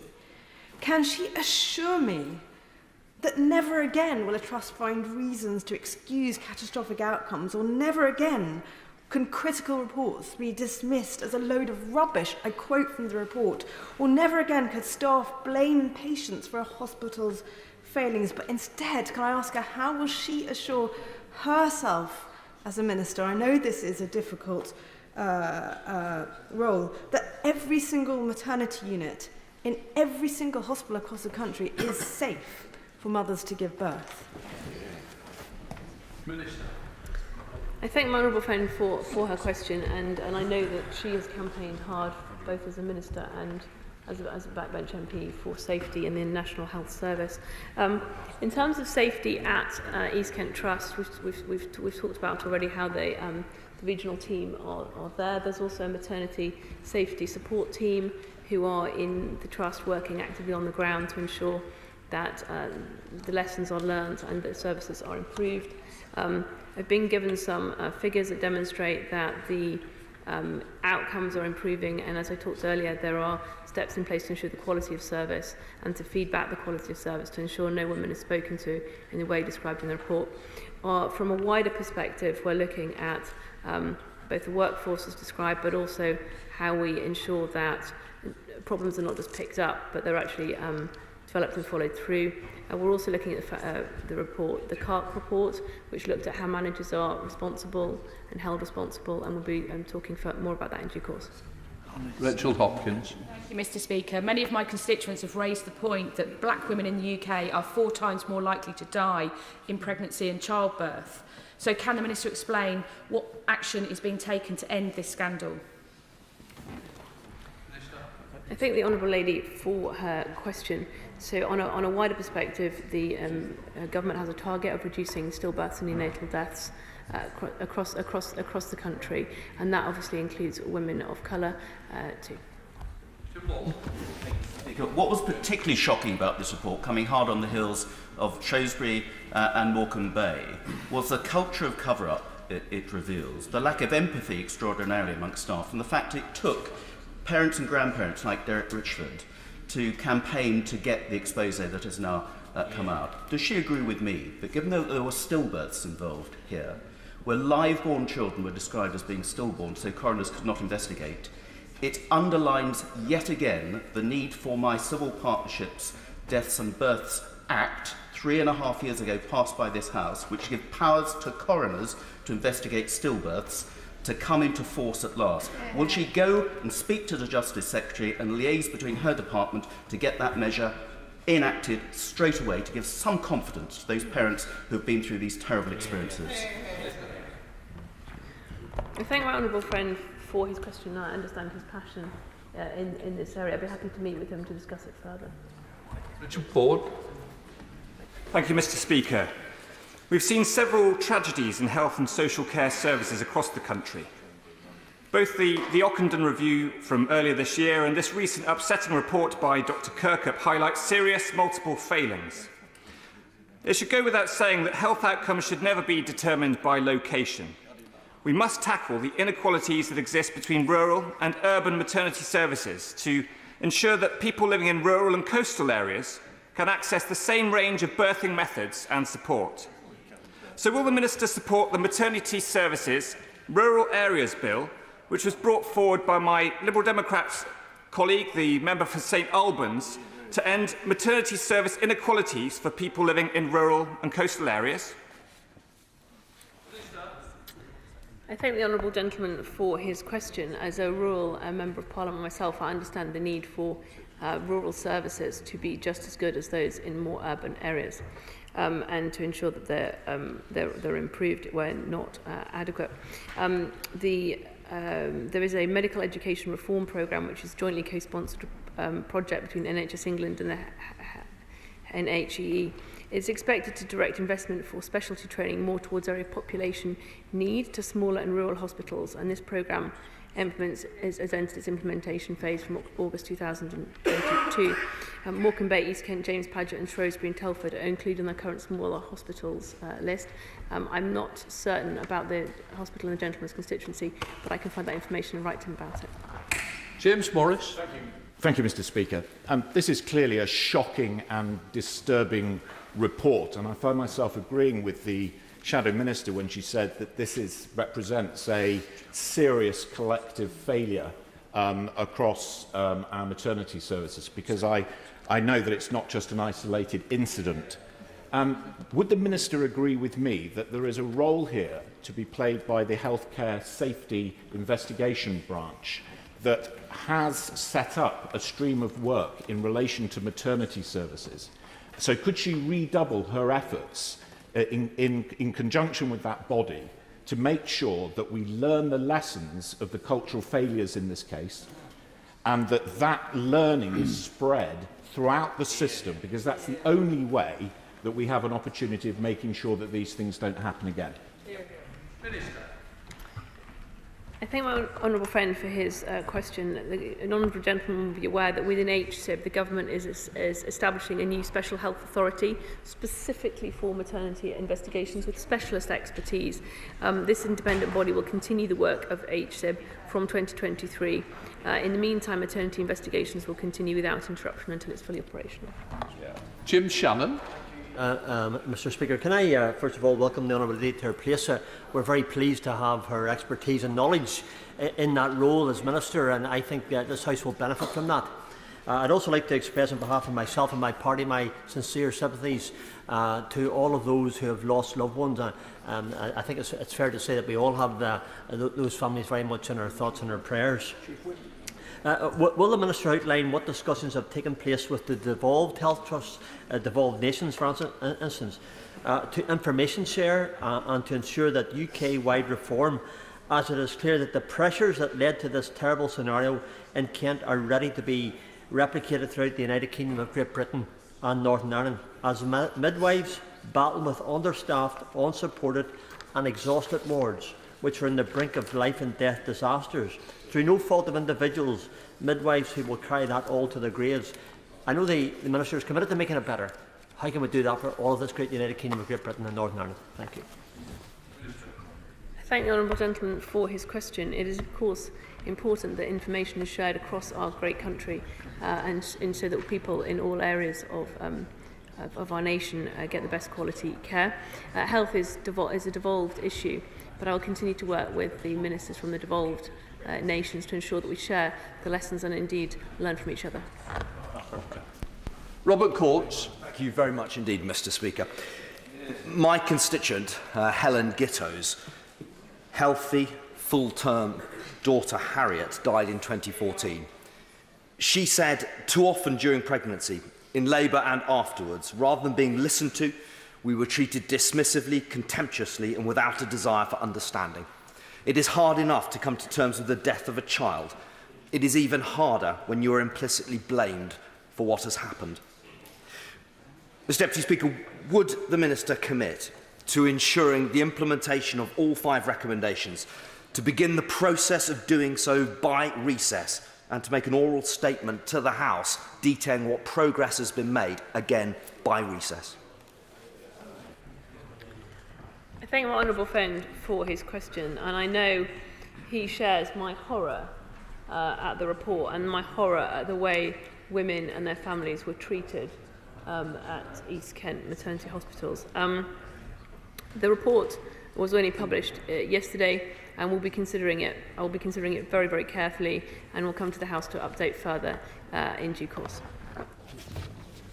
That concludes that statement. I'd like to thank the Minister. We're now moving on to a statement by the Secretary of State for Defence on Ukraine. Thank you, Mr. Deputy Speaker. And with permission, I would like to make a statement on the ongoing conflict in Ukraine. We are now 239 days into the operation President Putin planned to conclude within a month. Active Ukrainian offensive operations continue in the northeast, near Safatovy, and the Kherson region in the south. If Ukraine successfully advances on Savatov, a key road and rail junction, it will constitute another severe blow to the logistical viability of the northern sector of Russia's Donbas front. Yesterday, the new Russian commander in Ukraine, General Sergei Surovikin, offered an unusual and candid public statement of the difficulty of the Russian position in Kherson on the right bank of the Dnieper River. Pro-Russian occupation forces have now started to withdraw from with some categories of civilian east of the river. They claim 7,000 people have already departed and aim to move another 10,000 a day, though we cannot yet verify those figures. Russia's limited hold on the bank of the Dnieper looks shaky. They are likely more seriously considering a drawdown of their forces in the area. Russia's ground campaign is being reversed. It is running out of modern long-range missiles, and its military hierarchy is floundering. They are struggling to find junior officers to lead the rank and file. Meanwhile, their latest overall commander has a 30-year record of thuggery marked even by the standards of the Russian army. What will worry President Putin is the open criticism is inching closer and closer to the political leadership of his country. Russia has strong-armed Belarus into facilitating its disastrous war, but the newly announced Russian-Belarusian group of forces supposedly to be deployed in Belarus is unlikely to be a credible offensive force. It is far more likely that Russia is attempting to divert Ukrainian forces from their successful counter-offensives. As Russia's forces are pushed back, they are resorting to directly striking Ukraine's critical national infrastructure, especially the power grid. It should be noted that these facilities have no direct military role, but the impact is multiplying the misery of ordinary Ukrainian citizens. Notably, these strikes are partially being conducted by loitering munitions, so-called kamikaze drones. Despite Tehran's denials, these weapons are being provided by Iran. This in itself is another sign of the strategic degradation of Russia's military. In wake of these ongoing and indiscriminate attacks on civilian infrastructure, the UK will continue and is continuing to gift air defence missiles to Ukraine. We are proud to be the second largest donor of military equipment, and last week I announced the UK will be providing an additional air defence missiles to Ukraine to defend against Russian missile strikes. These include AMRAAM air-to-air missiles, which, used in conjunction with NASAM's air defence pledged by the United States, are capable of shooting down cruise missiles.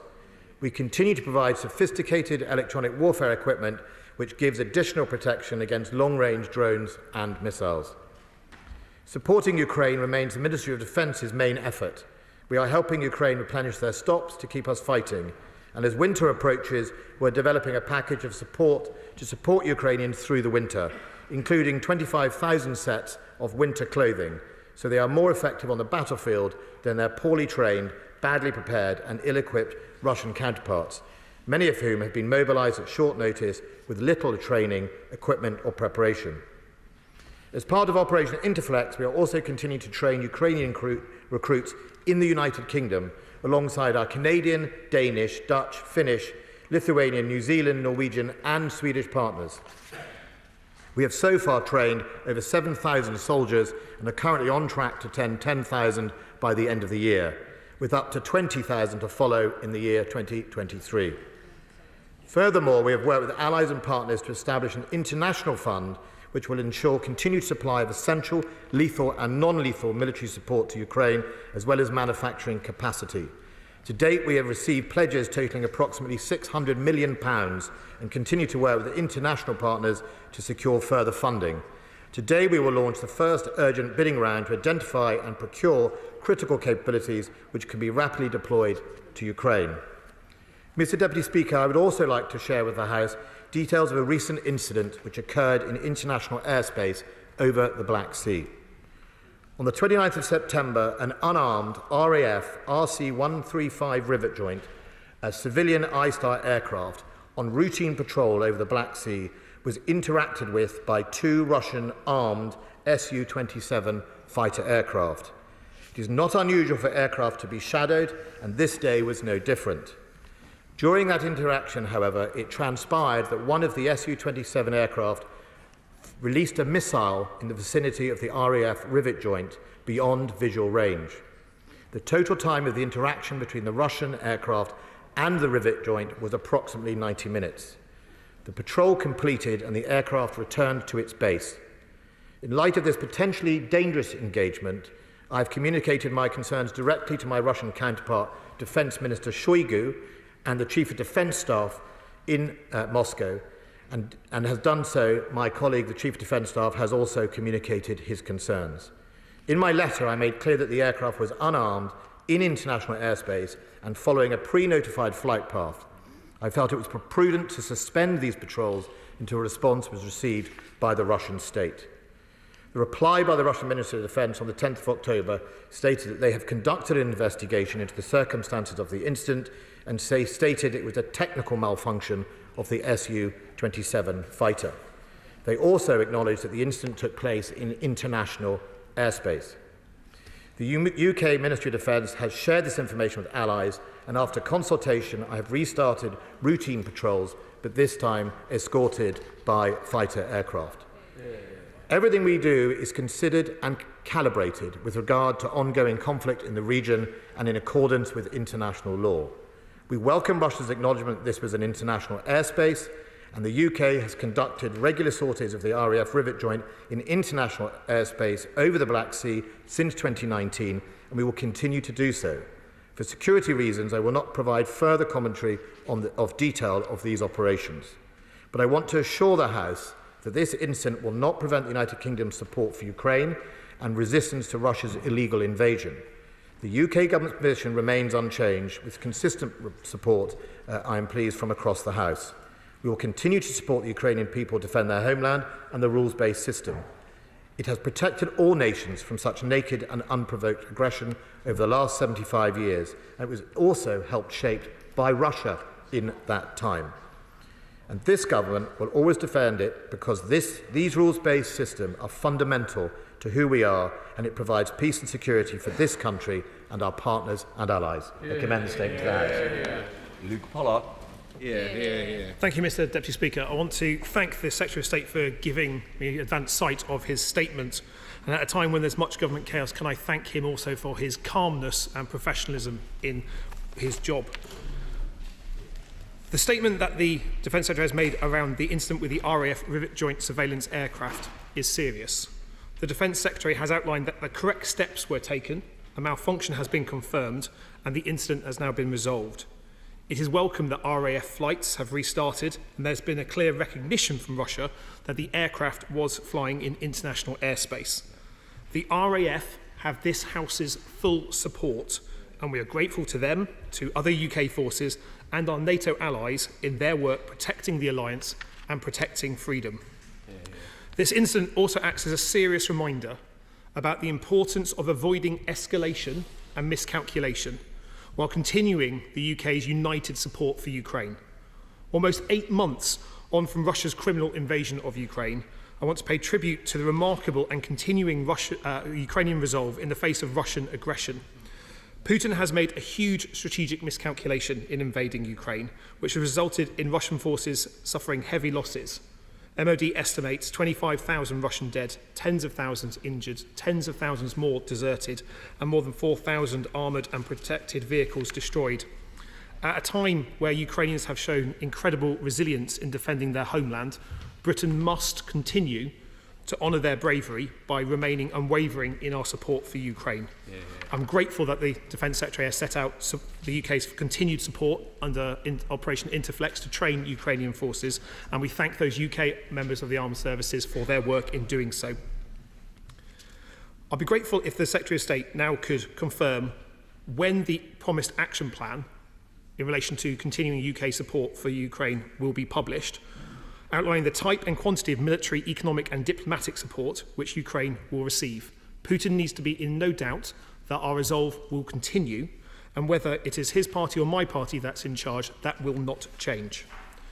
I think it is also time that the Defence Secretary makes a statement on the planned drawback of troops from Estonia and how that decision can be properly scrutinised.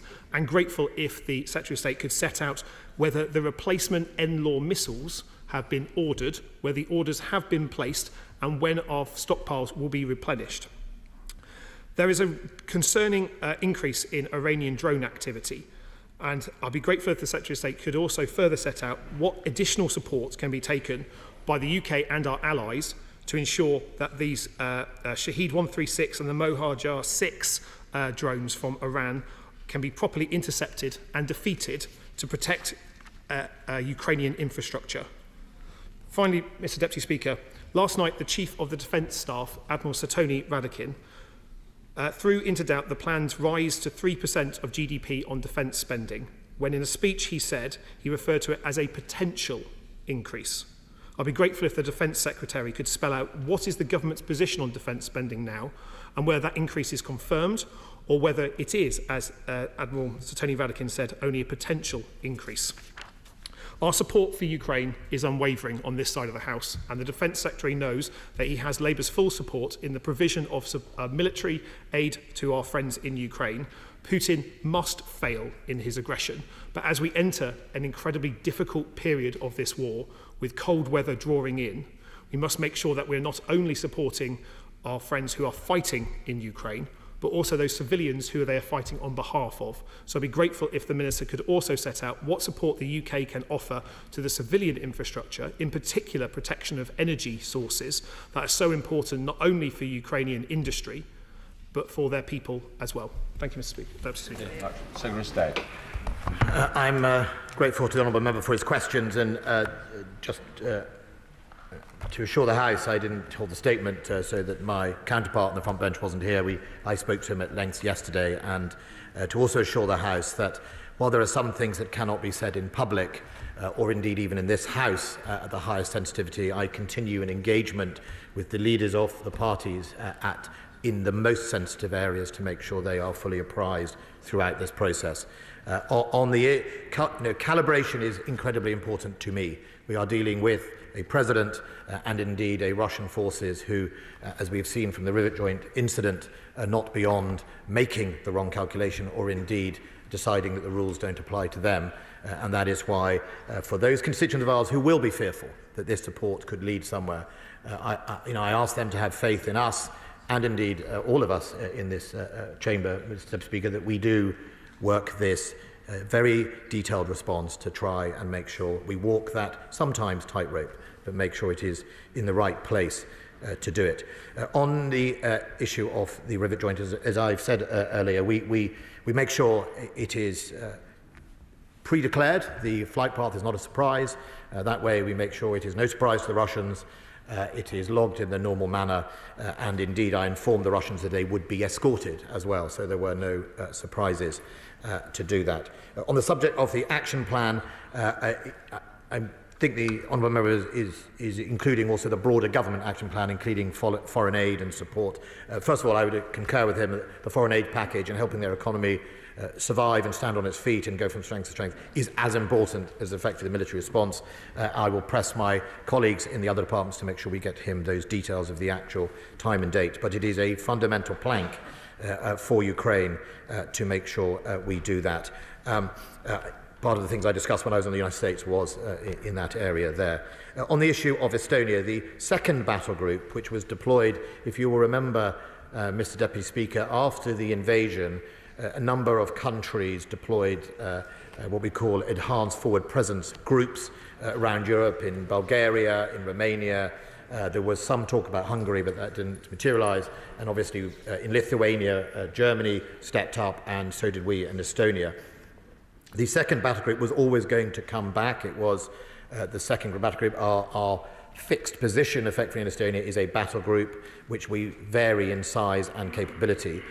So in order to recognise the changed threat, we have put in, or we will remain there, GMLRS, our longer range deep fires, and indeed our air defence capabilities, which are not always in accompaniment with that battle group. So we have effectively beefed up the existing battle group, but we need to return the next battle group back. It is extended another 6 months, and I want to thank the men and women of the armed forces who extended out there. That will come back. We shouldn't also forget we have a squadron of tanks in Poland, we have more forces, we have a company, sort of small battle group in Bulgaria, part of a US strike brigade, and indeed we are now exploring some more Royal Engineers in Poland to assist with training Ukrainians and things like combat engineers. So that is why it came back. I engaged with my Estonian counterparts. I met them last week, and again I met them the week before in Poland, to talk them through this. They were given prior notification. we're very, very keen to continue to work strongly with them. We have given an extra commitment on Estonia to have a brigade headquarters forward in a brigadier, in the same way the German plan in Lithuania is to allocate a brigade for fast response to deploy, and that's one of the ways we are seeking to go. And we're also helping Estonia develop its own divisional headquarters hand in hand. But we always keep them under review, and we are all waiting for what we call the NATO regional plans that in detail will set out how our forces should be deployed across Europe as part of a bigger comprehensive plan. And that's really important for all of us to be guided on that. On the Iranian drones, the Ukrainians are having success shooting a number of them down. It is the sheer scale. Members will not have missed the similarity between the V1 rockets and the use of this.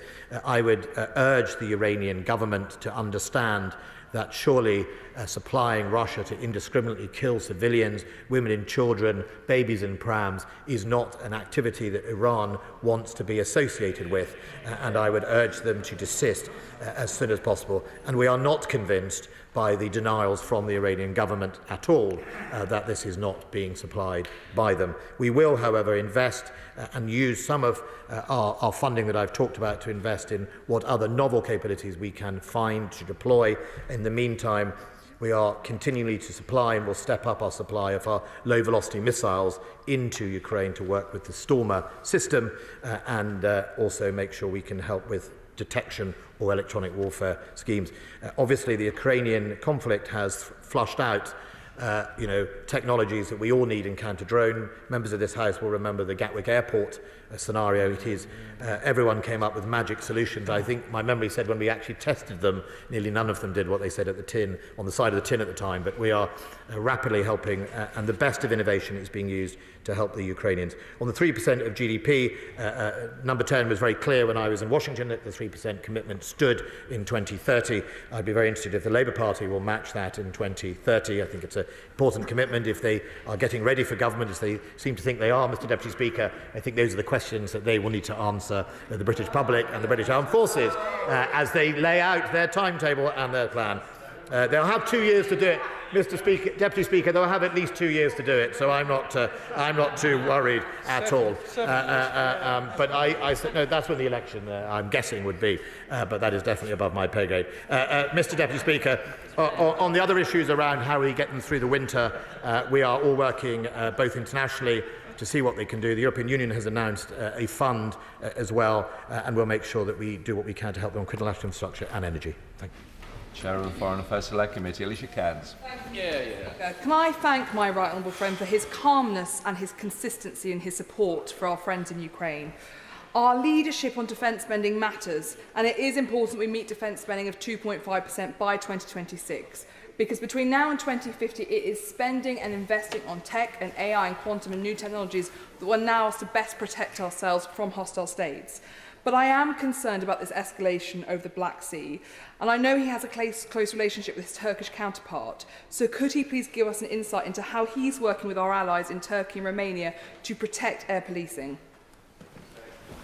I'm grateful to my friend. One of the allies I discussed this with was Turkey at the time of it happening. I have a very good and close relationship with the Turkish government. I'll be visiting Turkey next week. They are aware, and as ever, Turkey offered as much assistance as they wished, as we wished, in this process. But we don't consider this a deliberate escalation by the Russian. Our analysis would concur it was a malfunction. However, it is a reminder of quite how dangerous things can be when you choose to use your fighters in the manner that the Russians have done over many periods of time. While this was obviously the release of a weapon, we have seen very, very close flying next to US, UK, NATO assets over the last few years. In one event I was aware of, a Russian fighter went within 15 feet of a NATO aircraft. That is reckless, unnecessary, and puts at risk many people's lives. And I am not also naive. What we saw over the Black Sea, we are incredibly lucky that it didn't become worse. And I'm not trying to trivialise it at all, but we don't consider it a deliberate escalation by the Russian state. Brendan O'Hara. Thank you, Mr Deputy Speaker, and I too would like to thank the Secretary of State for advanced sight of this statement. And I know my right honourable friend, the member for Rothstein Lochaber, appreciates the collegiate way which both he and his staff have acted throughout this crisis. Understandably, much of this attention of this statement will be focused on the incident involving the RAF's surveillance aircraft and the Russian Su-27 fighter, which took place, as we said, in international airspace on a pre-notified flight over the Black Sea last week. And I wish to commend the Secretary of State and the Ministry of Defence for their calm and measured response to a situation which could easily and very quickly have escalated into something far, far more serious. Of course, the situation in Ukraine is serious enough, with Putin now having annexed and declared martial law in the 4 newly annexed territories, giving him a level of control over an industry which could possibly now be turned and repurposed into supporting his illegal war effort. And as the Secretary of State has said in recent days, we've seen more Russian war crimes in the targeting of Ukraine's civilians and civilian infrastructure with missiles, rockets and Iranian-made drones, which makes, I believe, Iran directly complicit in war crimes. When will the government follow the example of our US allies and our EU partners in actively pursuing and sanctioning those Iranian companies involved in making those drones, as well as the individuals involved behind those companies? And could he maybe tell us what has been done, if anything, to try and cut off the supply of international components to Iran, which goes into making those components? And finally, echoing what was said from the Labour front bench, as winter approaches and we continue to support militarily, what thought has been given to protecting the civilian population, particularly in terms of, is there scope to send more generators or specialist electricity equipment to help keep the lights on and to keep the heating on for the Ukraine civilians this winter? I'm grateful to the honourable member. His last point is incredibly important. We already had quite significant work from the Department of Health in this conflict about getting medical supplies, but I think he prompts me to see what we can do in a more international coordinated manner for exactly that. Now, I am aware of it, but I would potentially write to him with the full detail. But he is right. This is going to be a tough winter, and I think we need to make sure.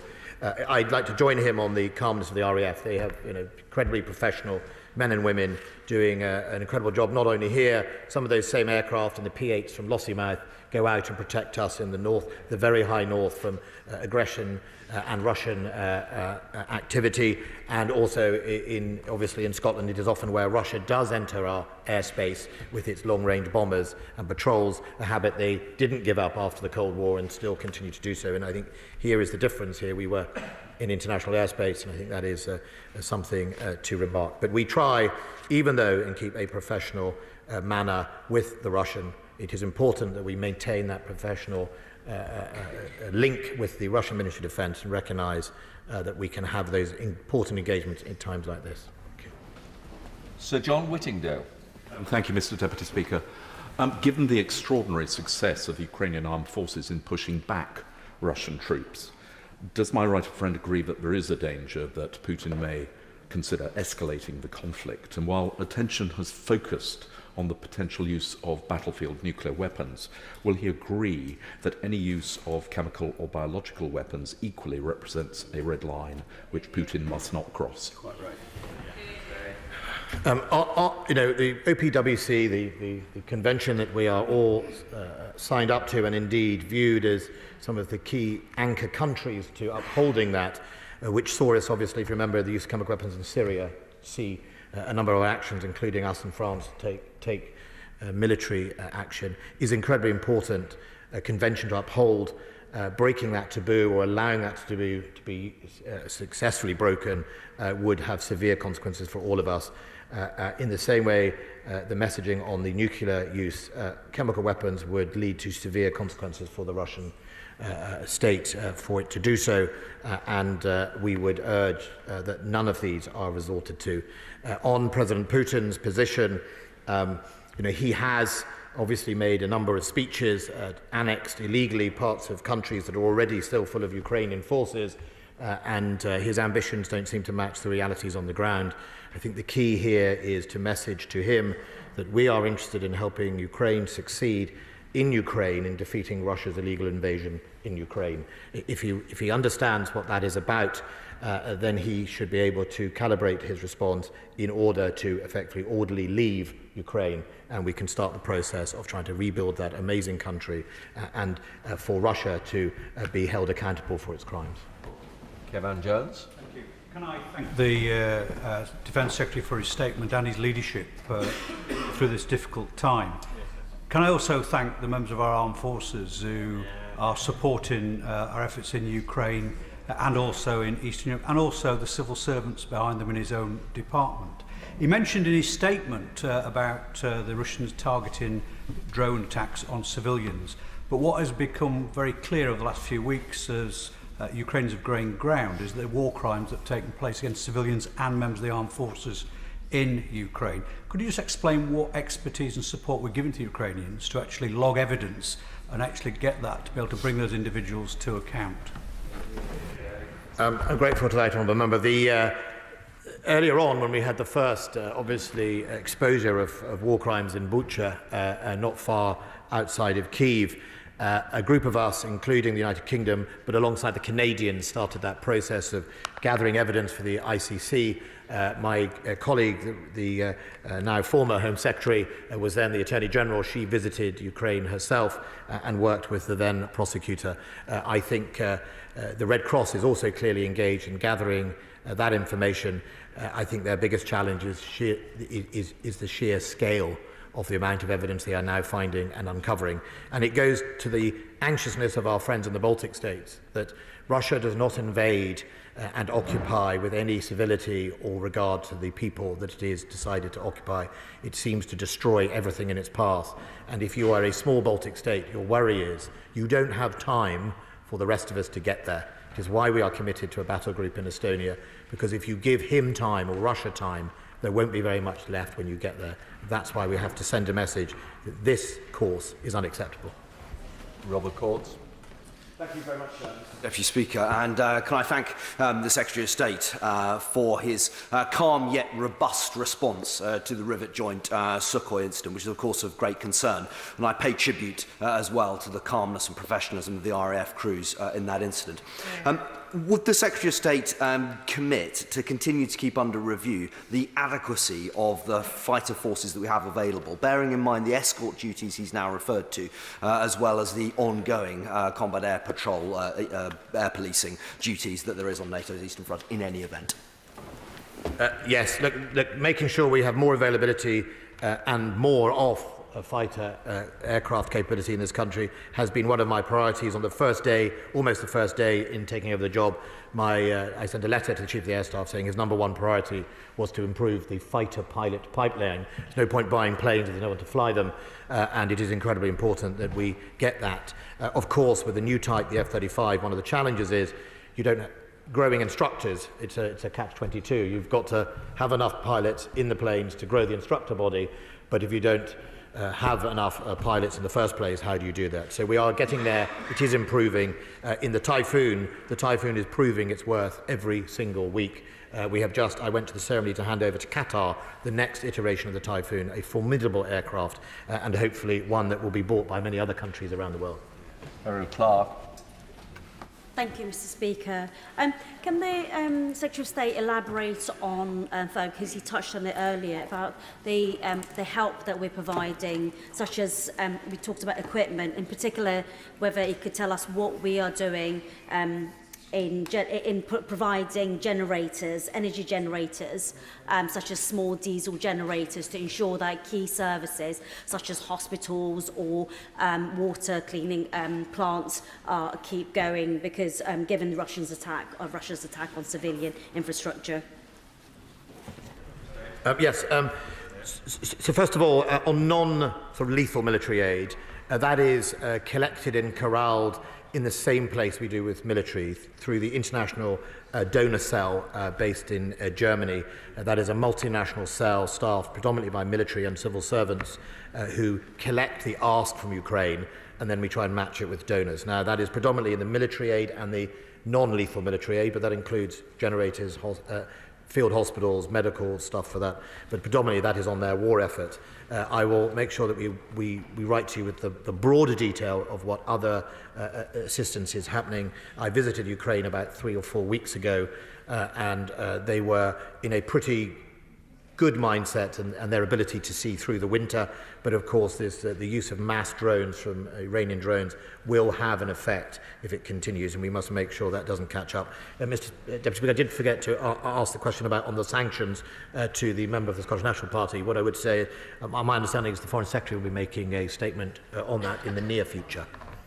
Andrew Bridgen. Mr. Deputy Speaker, I'd like to commend the Secretary of State for his statement today, but also for his ongoing handling of the UK response to the illegal invasion of Ukraine by President Putin. Mr. Deputy Speaker, I've long been of the view that spending on our armed forces should be really viewed as an insurance policy to protect not only our security but also our national interests. And as with any insurance policy, when the risk profile increases, so must the premiums. My right honourable friend has already reconfirmed that the government's committed to raising defence spending to 3% of GDP by 2030. Given the acute security situation we find ourselves in at the moment, will he also commit to keeping that 2030 date under review? My honourable friend is right, and I've often stood at the dispatch box and said, as the threat changes, so must our investment and our funding, and I think that has been all too forgotten when it came to defence over the last 3 decades, to be honest. It was always interesting that we always understandably responded to pressures in the NHS or pressures in the financial markets, but when it came to threat, it was always seen as something that was not necessary, and I think that is where you end up with a need, quite rightly, to go up to 3% by 2030. Of course, we will always, well, as long as I'm Defence Secretary, I'll keep the view that as threat changes, we should always review that threat. That is, I think, fair and consistent to the men and women of the armed forces. It also sends a strong message to people like President Putin that we mean what we say. Yeah. John Speller. Deputy Speaker, in answer to the challenge from the Secretary of State, I can say that our front bench is very ready for government, and by the way, his lot seems to be actively working to be ready for opposition. But if I can address the statement, I thought it was helpful, but I also thought it ignored the gorilla in the room. Secretary of State urgently flew to Washington, D.C. earlier this week for talks on the situation in Ukraine. There's been quite a bit of briefing in the media as to what that may have been about. I fully understand the sensitivities of how this can be handled, but surely it's owed to the House and indeed to the nation to give some indication as to how we and our allies see this conflict evolving. So I'm grateful for that from a member. Him and I went to Washington ourselves, now seems decades ago, in calmer times. I was in opposition and he was on government, Mr. Speaker, so he's well qualified to know what opposition is. Probably spent more time in opposition than government, sadly, obviously, for the right honourable member. But look, there's been a lot of, I would say, speculation rather than briefing on why I went to Washington. I noticed 2 mainstream media publications yesterday had different reasons why I went. Look, fundamentally, President Putin makes his speeches.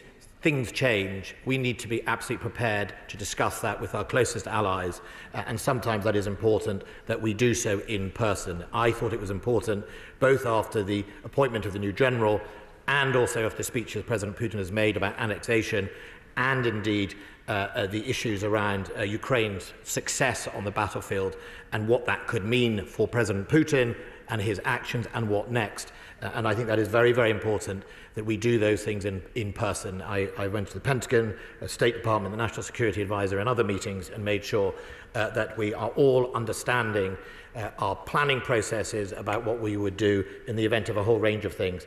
I don't think people should be alarmed by it, but I do think they should, I would hope they would take comfort that my priority is, if necessary, getting on a plane to go and do that. It is not standing here necessarily, across the street, dealing with what is currently going on in our mainstream media. James Sunderland. Mr. Deputy Speaker, following the Defence Secretary's recent visit to Washington and other travels, could I please ask him to provide for the House a short assessment of the continuing resolve within NATO for supporting Ukraine, and so that we can also see this through? My honourable friend will have noticed two things in the last few weeks. One, we had our NATO meeting last week, our defence ministers, and the resolve is absolutely rock solid.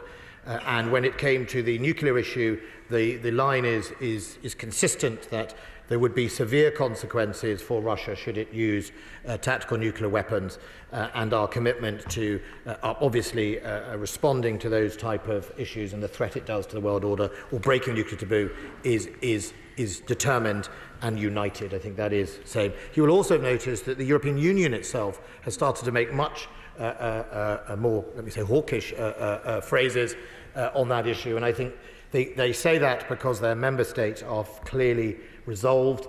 They want this successfully concluded. They recognise that the constituents in our country, but also in their countries, are facing higher food prices and energy prices because of the actions of what is going on in Ukraine. And the quicker and more permanently we can solve that, the better for all of us, and we can then get on and deal with the inflationary pressures and all the other stuff. Richard Ford. Thank you, Mr. Deputy Speaker.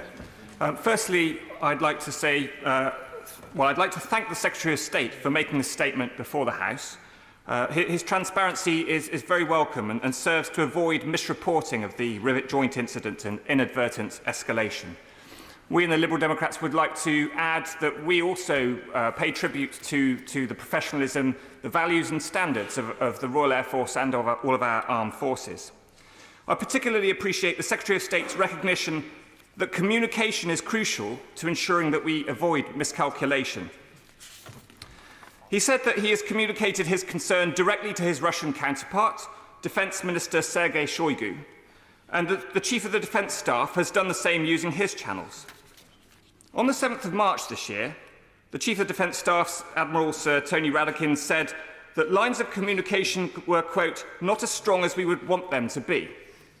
Can the Secretary of State comment on whether top-level lines of communication with Russian counterparts have deteriorated further or improved since then? I think what I would say to the honourable gentleman is it is possible for us to communicate with the leadership of the Russian Ministry of Defence and the leadership of the Russian government when we need to, and there is a constant capability to do that. It is not particularly easy, and it's not particularly easy across the international community at the moment, either because obviously General Gerasimov and Minister Shoigu are clearly engaged in the activity that has led us all to the House today, and they are busy doing that. But it is possible, and I would assure the House that if it did become impossible, I would seek other ways of making sure. I also have close allies and partners who can make calls as well, if necessary, and we utilise all of them where needed. Thank you very much, Mr. Deputy Speaker. Given all that is happening in Russia and Ukraine and elsewhere in the world, does the Defence Secretary agree that it is right that the Prime Minister has brought forward a commitment to a 2.5% defence expenditure by 2026, because we cannot wait until 2030 to realise or to deal with the greater threats that we deal with now, that we face now? I think, first of all, foremost, 2030 is the key point, because to get to 3%, you pass through all those percentages that he has talked about. And you know, the reality is we need to make sure that the rise to 3% is done sustainably. You can't just give me a blob of money in 2029 and expect the government to buy a warship in 5 weeks and everything else. It has to be a proper, graduated response. I will make sure that that response includes 2.5% of GDP en route to 3%. I think it is also important to remind the House we are also part of NATO. NATO helps us achieve global, or certainly within North Atlantic, mass and our ability to deploy very large numbers of troops if necessary, and still, on paper, NATO far outnumbers Russian forces. After this event, where Russia has degraded nearly all its land armed forces significantly, you'll find that the ratio is even more imbalanced in favour of NATO. Harry Sherman. Mr. Deputy Speaker, can I say to the Secretary of State that it gives me great confidence this morning that we have a competent and trusted Secretary of State and a competent and trusted Shadow Secretary of State having an intelligent conversation about this and a question and answer session, and it's what our constituents expect to happen in this Parliament rather than recent events. But can I say to him, push him a little bit, he knows I've campaigned for a very long time for the credibility of our armed forces has to be around how many men and women we have. I campaigned for 100,000 minimum many years ago, and still I haven't got an answer whether the 72,000 aim in the thing. Please, more aid to the civilian population in these places that are being bombarded by the Russian Air Force. I am grateful to the right honourable gentleman, and absolutely right. If at the end of this we don't help Ukraine rebuild itself, it will all have been for nothing. It is really important that alongside the military response, we help that economy get on its feet. It has the means to, it has the agricultural produce, etc., and I think it's really important, as he says, that not only is the military and the values the difference between Ukraine and Russia, it is also about the economic levels and the lack of the poverty and all that other issue that's so important. Look, on the credibility of our armed forces, we have to make sure that whatever size our armed forces are, they are properly protected, they are perfectly formed, at the very forefront of capabilities, and able to interoperate with and integrate with our biggest allies. That is as important as the size of our armed forces. Russia went for size, and if you look, it can't talk to each other, it can't defend itself, and for all the boasts about how many BMPs and T-72s it's got, they all ended up dead or broken on the roads to Kyiv. So it's a really important balance that we get. But like him, I believe that you also need to invest in your armed forces to deliver that, but have armed forces of scale to make sure you are able to be present around the world to deter your enemy, so you can make choices around who is in the Baltics and in Poland and in the Pacific and in Africa, where violent counter-extremism is getting bigger and bigger and a threat to the stability of Africa as well. So I agree with him. I'm having a meeting, I think, with the Treasury this afternoon. If you'd like to come with me, I'd be delighted to take him with me. The honourable member, for many years, we've been in the same house together. He is a formidable individual at delivering not only what he wishes to achieve, but also I remember him being formidable to his own front bench at certain times when they needed to hear the right messages. So he would be very welcome. If I could squeeze you into the Treasury meeting, I would. Richard Holden.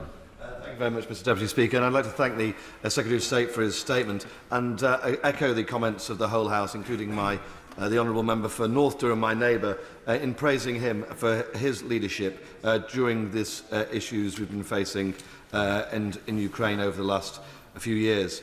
Obviously, in addition to the supply of lethal and non-lethal weaponry and supplies, one of the big things the UK has been doing is help train Ukrainian forces. Could my right honourable friend confirm just how many Ukrainian troops have been trained so far in the UK's training programmes, and also how many we're planning to train in the coming year?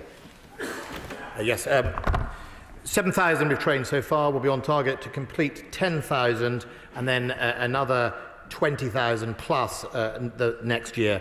It often depends on whether the Ukrainians will able to give us the training pipeline. Some of these people will be coming off the front lines to do that. It's always a challenge, but we're in the right position. We're well supported by the international community. It's making a difference. We are now looking at what else we can do in more larger units, helping them train at company and battalion level, but that would probably happen within Europe. Ruben. Thank you very much indeed, Mr Deputy Speaker. In describing Russia's increased targeting of Ukraine's energy infrastructure, which has led, as we've learned this morning, to restrictions on power supply, the Secretary of State referred to the sheer quantity of cruise missiles and drones that are being used in those attacks. Is it now a question of just increasing the kind of equipment and capability that he has announced to the House today to enable Ukraine better to resist those attacks, or are there other capabilities, and he made reference to some, which could be supplied or which Ukraine has requested? Yes, I mean, from the international community, for example, Ukraine has been consistently requesting from Israel some of their electronic warfare, and it is regrettable that at the moment Israel have not been choosing to do that, and I will be seeing the Israeli ambassador in the next few weeks to try and press the case, because one of the challenges I've talked about it before, the precision, the proliferation of precision into the hands of basically low-level troops, is that we have highly sophisticated, complex weapons to shoot down these things. They take months to make, and they are originally designed for fighter aircraft. And you get fairly cheap mass drones. You run out of your complex weapons quicker than they can replace them. And that is one of the lessons of Ukraine. It's why electronic warfare plays a really important part, jamming or diverting or taking them over as such. And it is why that we will all be looking at our capabilities about what is the challenge, the future, how are we going to do that, as much as how we can help the Ukrainians. What we're doing right now is helping the Ukrainians, and that is coming back into our system for ourselves. Tom Hunt. Speaker, I had the great privilege of attending a delegation to Tapa, British Army base in Estonia last week, where we met His Majesty's ambassador in Estonia, who was doing an absolutely fantastic job. There's obviously a huge affection between the people of Estonia and Ukraine, which we saw at the Ukrainian ballet, which we had a great privilege of going to. I also met my constituent at Tapa Army Base, his 19 tanks transporter squadron. I asked my constituent, Lawrence, how could I help you? What message could I take back to the Secretary of State for Defence? And his whole thought was about the vehicles and how they're looked after and protected and maintained, not about himself. Would the Secretary of State join me in respecting the dedication of Lawrence, everybody else in 19 Tank Squadron, and also every one of those proud British armed service personnel working at Tapa Armed Base to keep us safe and also people of Estonia? Yes, my honourable friend is rather brave asking that question of a soldier. I've often had answers you didn't expect. Look, I think he exposes the very real professionalism of our men and women. You know, we were always taught, and I've never forgotten it, and forgive me for the gender issue, but it was my men, my kit, myself. That is the difference between us and the Russians. The Russians don't seem to care about their men and their women. They seem to only care about themselves. And that is why you see their army doing what they're doing. Look, it is incredibly important that we have ready, capable equipment. That is my point to the honourable member opposite, which is it's not just about mass. It has to be about properly serviced, properly maintained. The job your constituent is doing is one of the key things called the enablers. In the past, it was the enablers they hollowed out, as long as they could talk about having a frontline regiment or a frontline tank regiment. If you didn't have the transporters, there's no point in having lots of tanks, you won't go anywhere. Jim Shannon. Thank you, Mr Deputy Speaker. Can I thank the Secretary of State for his statement this morning, and it's an encouragement for all of us here in this House to know that we have a Secretary of State who is very much committed in every sense to ensuring that Ukraine has everything it needs. On that line, is there any further support that the Secretary of State can and will make available to ensure that the damages left by the drone attacks designed to disrupt power and water supplies are repaired urgently? It may not necessarily be an MOD thing, but it is a repair of it, and then to ensure that they're not attacked again. And can he make that happen with any manpower, expertise and supplies to thwart the determination of Putin to leave Ukrainians in the dark and with no water? Well, the positive side is that the Ukrainians are incredibly skilled at being able to fix and repair and build their equipment, and in many cases they've managed to turn around the shortages of electricity in a matter of days, and Putin has not been successful. On other wider skills, I offered at some stage sending Royal Electrical Mechanical Engineers not into Ukraine but in neighbouring countries to assist with the refurbishment of tanks and things like that. That is some of the skills we can do. In my experience, mechanic, they'll fix a Challenger tank as quickly as they'll fix a T-72. So those are always on offer. If the Ukrainians ask, we will be happy to help. Margaret Ferrier. Thank you, Mr Deputy Speaker, and I agree with members across the chamber in praising the right honourable gentleman in his handling of the Ukraine-Russia situation.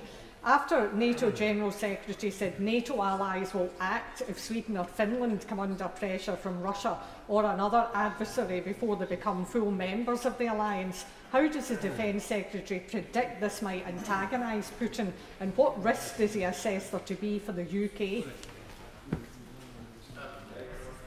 I think if Putin attacks Sweden and Finland, they'll antagonise Sweden and Finland. I don't think they'll antagonise themselves. If Russia chooses to lash out on Sweden and Finland, not only would NATO obviously meet and discuss what it can do to protect one of its closest allies who are choosing to join. The United Kingdom has a number of security arrangements that we have recently made with both Sweden and Finland, and we would ensure, even bilaterally, we'd step up to the plate. I think what we can see, however, is that because of Russia's very poor and failing invasion of Ukraine, its conventional military forces that it would have had previously neither are hollowed out or, in fact, destroyed. They have much less to threaten those countries, but things around critical national infrastructure, pipelines, electricity cables are things we are absolutely alert for, which is why I recently deployed 2 ships into the area. I think it's HMS, I better check the name, HMS Enterprise, I think, if that's my thing, and a Type 23 frigate to make sure we help protect Norway's pipelines and indeed our infrastructure. I'd like to thank the Secretary of State for Defence for his statement today and updating the House on events relating to the war in Ukraine.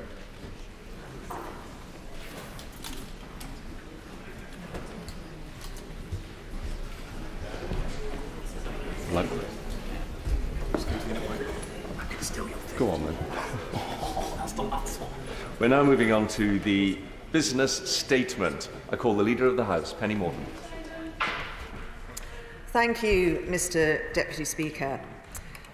The business for the week commencing the 24th of October will include Monday the 24th of October, consideration of an out-of-turn supplementary estimates relating to Her Majesty's Treasury and the Department for Business, Energy and Industrial Strategy, followed by proceedings on the Supply and Appropriation Adjustments Bill, followed by consideration of a resolution relating to stamp duty land tax reduction, followed by second reading of the Stamp Duty Land Tax Reduction Bill.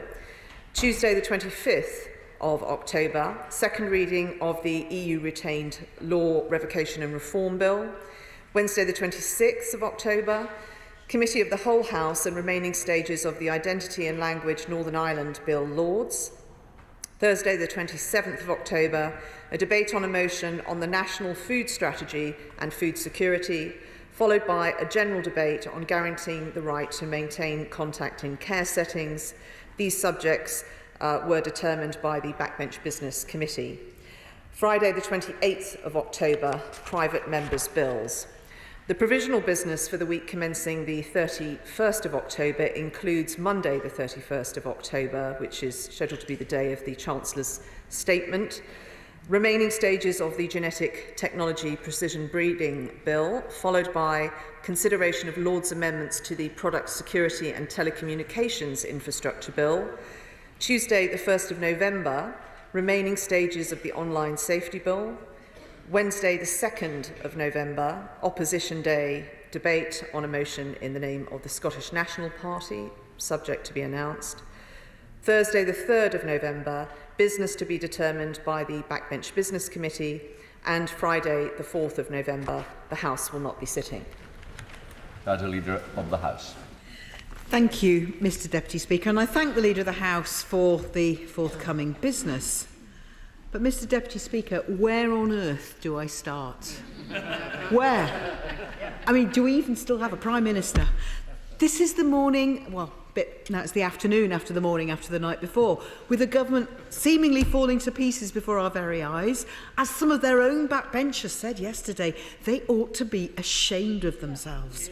With a Home Secretary resigning amidst discussions of national security, a government seemingly unable even to organise against our motion to ban fracking, forced early morning hours clarifications from Downing Street, all in a day's work for this absolute disgrace of a government party who are simply unfit to govern.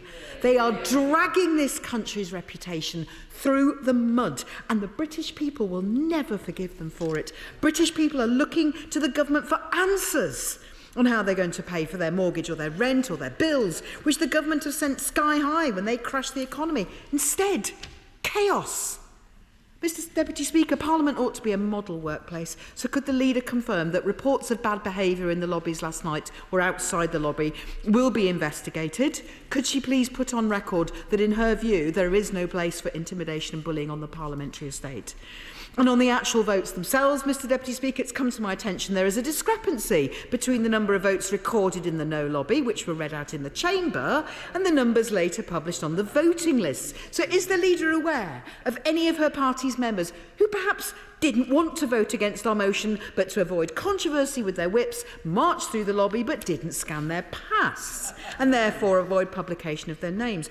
Could she also clarify whether yesterday's vote was a confidence vote or not?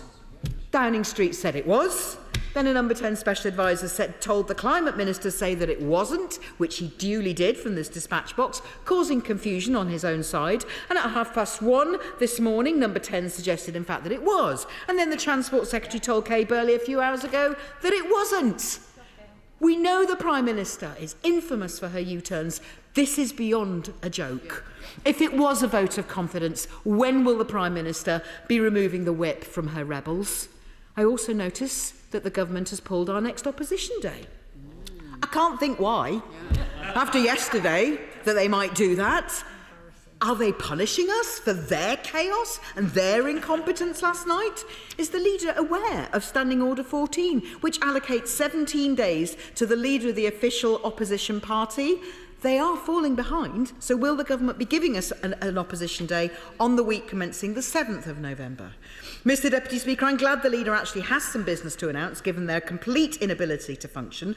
As well as chaos, we've got a raft of dropped legislation, broken promises, unmet manifesto commitments, and she can't blame the British people for asking what is the point of this government. Don't just take it from me. The former Home Secretary mentioned the very thing in her letter, raising concerns about the government breaking key pledges to voters, failing to honour their manifesto commitments. Someone had their Weetabix, or was it tofu, for breakfast yesterday.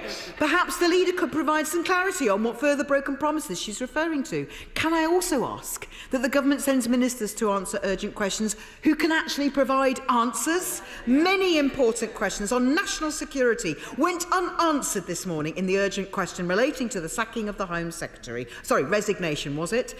Mr Deputy Speaker, out of touch, out of ideas, unable to govern, too busy trying to get through an hour by hour, minute by minute, worsening Tory psychodrama, rather than focusing, I see it's happening in front of my very eyes, on the serious issues facing all our constituents, not just mine, theirs as well. They've crashed the economy, they've left working people to pick up the bill, and now they're falling apart. This is a Tory crisis made in Downing Street. They're letting everyone down. The Prime Minister has clearly lost the confidence of her party, and her party's lost the confidence of the country. It is time for a general election so that a Labour government can deliver a fresh start for the British people. Yeah.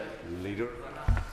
Thank you, Mr Deputy Speaker. And can I start by thanking the Speaker for his statement at the start of business, which I do wholeheartedly endorse. We have ways of organising ourselves in a party system in this place, but ultimately we are all individuals making judgments about what is in the best interests of the country and our constituents. And sometimes votes are about more than the issue that has been debated. Last night's Labour motion was an attempt to seize control of proceedings, and we all know that that was deliberately done to enable campaigns today about members' views on fracking, and to spark the usual social media outrage, and I know that Twitter has taken down some accounts today. This is standard operating procedure by Labour, and many members on this side of the House have worked hard to ensure that fracking is rightly not imposed on their community, and it is by their efforts that fracking is not in their community, and it is the government's policy that to allow fracking where there is consent. And if we want to take the temperature down in this place, I suggest we take the temperature down outside of this place too. I'm happy to go on record to say that I am against bullying both in Parliament and outside it too, and I hope that is the view of all members of this House. The country does need stability and it needs calm. And I'm glad to say that is the effect that the Chancellor is having. Market functioning has improved, borrowing costs have been lowered, and the pound is strengthening. But there is more to do. Despite the very volatile global economic conditions, the economy remains resilient. Unemployment is at its lowest level for nearly 50 years, and the UK is forecast to have the fastest growth in the G7 this year.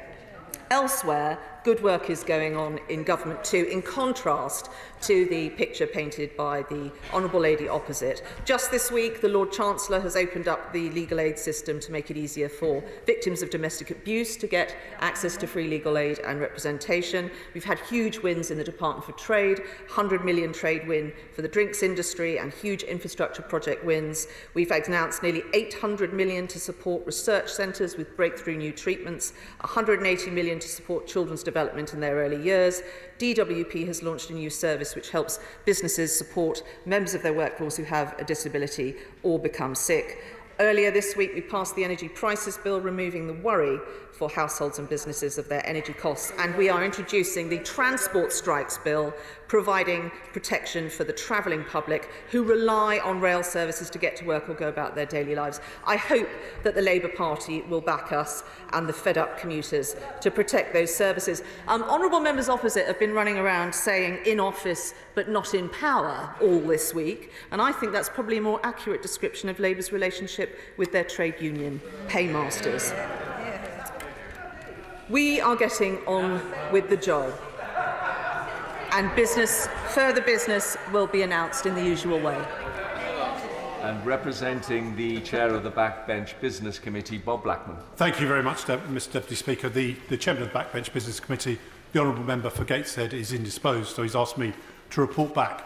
In addition to the business that my right honourable friend has announced, on Tuesday morning there will be a debate in Westminster Hall on baby loss and safe staffing in maternity care, and in Westminster Hall next Thursday there will be debates on Colleges Week and World Menopause Day, all subjects of which I think colleagues will wish you to debate. And on Tuesday the 1st of November, provided the Madam Deputy Speaker agrees, there will be a debate on the importance of religious education in modern Britain.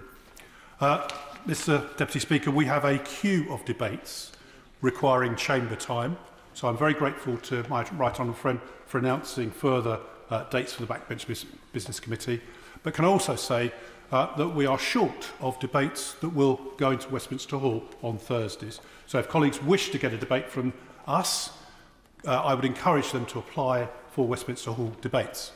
Now, Mr Deputy Speaker, on Monday it's Diwali. Hindus, Sikhs and Jains will be celebrating Diwali in the time-honoured fashion. So can I call on my right friend to join with me in wishing everyone Shubh Diwali and Nutan Vashna Abhinandan for Wednesday and the Hindu New Year. Well, I do. I'm very happy to join with my honourable friend in wishing everyone happy Diwali and thank him for the update that he has given to this House on backbench business and stressing the importance of getting those debates. The topics, the issues that colleagues have put forward show that this is a much helpful innovation and I would urge colleagues to apply for those debates. Deirdre Brock. Thank you, Mr Deputy Speaker, and I too wish everyone a very happy Diwali for when it comes. It's good to see the leader still in her place, Mr Deputy Speaker, but perhaps this is our last exchange, for who knows who next will be asked to close their eyes, think of Britain and become the next Prime Minister. Given the jacket of the current incumbent is clearly on a sugarly peg, I think she should go for it. The 1922 committee chair has entered number 10 reportedly just now. So if it were done when 'tis done, then 'twere well it were done quickly. Or it may be that after the latest developments in the government's implosion, including a resignation from a great office of state, still the former Home Secretary fulfills that dream of making the front page of the Telegraph, that the leader's party is running out of candidates for the job and she'll simply assume it. Assuming, that is, she still wants to inherit this Icarus economy, so spectacularly burned and crashed by the government, leading to IMF and Bank of England interventions, as if the UK was a rudderless economy economy with no one at the wheel, which, come to think of it, does seem to be the course Britain is set on now, Mr Deputy Speaker, with all of us having been treated as economic laboratory mice trapped within the deluded constructs of libertarian think tanks. A debate on some sort of compulsory training for government ministers on the basics of economics might be helpful. But, Mr Deputy Speaker, many of us in here and outside this place are finding it a bit of a struggle to keep up with events. So can we have a statement, please, on exactly who the current members of the government are just now? And I believe the government's bringing in legislation today mounting further attacks on trade unions and introducing a minimal level of service guarantee for the rail network. Surely it's time we brought in a minimum level of service guarantee for Westminster governments. And while we're at it, a debate on molestation, reflections and intimidations, as outlined in Erskine May, might prove useful. In the 18th century, as I'm sure the Bayes Secretary knows only too well, insulting or menacing members or trying by force to influence them in their conduct in Parliament was roundly condemned and considered a contempt. The time is clearly ripe for refresher courses. Look, Mr Deputy Speaker, the temptation is always to have a bit of fun with these weekly jousts over the political soap opera, but there's in fact very little room for amusement this week. I am all too conscious of the millions of people who are still looking to this place to provide them with some reassurance. Those in charge have a clear idea of the problems they face and know what to do to sort them. All four nations are looking on aghast at the shambles this government has created for itself, but far more seriously for all of our citizens. The attractions of an independent Scotland, free of this burrock of a place, grow ever greater. General election now. Well, Mr Deputy Speaker, I'm actually quite cheered by what the Honourable Lady says, because I'd always thought the expression was close your eyes and think of England. Given that she asked us to close our eyes and think of Britain, I think I'm starting to make some progress with the Honourable Lady. I'm sorry that she didn't mention any of the economic support that we have put through this House this week to the citizens in Scotland. But I have to tell her, as we prepare for a statement on the 31st of October, there is a policy being touted that I'm afraid to say would cost every single person in Scotland £2,184. I don't know what the Right Honourable Lady's views would be on that matter, whether she would be for or against a policy that would take £2,184 off every individual in Scotland. The Honourable Lady looks confused. Let me help her out. She is for such a policy because that is the price of her divided policies. Sir Roger Gay. Roger. Thank you, Mr Deputy Speaker. Mr Deputy Speaker, one of the finer legacies of the last administration and of the 2019 Conservative election manifesto was our commitment to animal welfare. Would my right honourable friend confirm that that commitment is still firmly in place, and would she therefore find time as swiftly as possible to bring forward the remaining stages of the Kept Animals Bill? Well, I thank my right honourable friend for reminding us of the track record we have in this area. As an independent nation, we are now able to go further than ever on animal welfare. We have banned the live export of animals for fattening and slaughter. We have legislated for animal sentience, and we are building an animal welfare into our independent trade policy. Other business will be announced in the usual way, but the honourable gentleman has those assurances, and he should be confident when he looks at our track record. Chris Bryant. Thank you very much, Mr Deputy Speaker. I want to ask about brain injury, because yesterday morning I hosted a round table here with lots of people who've been engaged in the issue around concussion in sports. You may have seen recent stories about rugby players, football players who are suffering from depression, anxiety, a whole series of different mental health complaints, and many have suicidal or dementia problems resulting from subconcussive events. So not even when they've been knocked out, but repeated shaking or minor blows to the head. Can we have a debate on what the government's going to do about this, when we're going to have proper protocols for all sports so that we protect every single child, especially as their brain is developing? Well, I thank the honourable gentleman for raising that. I will certainly raise this with both the Department for Health and also the Department for Education as well. But he will know how to apply for a debate. Thank you, Deputy Speaker.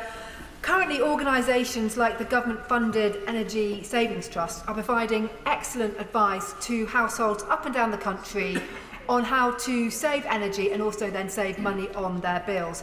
I think it's time that we also did similar advice for businesses, and I am working with business leaders throughout the 2 cities, including Kate Nichols of UK Hospitality and Kate Hart from Central London Business Improvement Districts on this matter.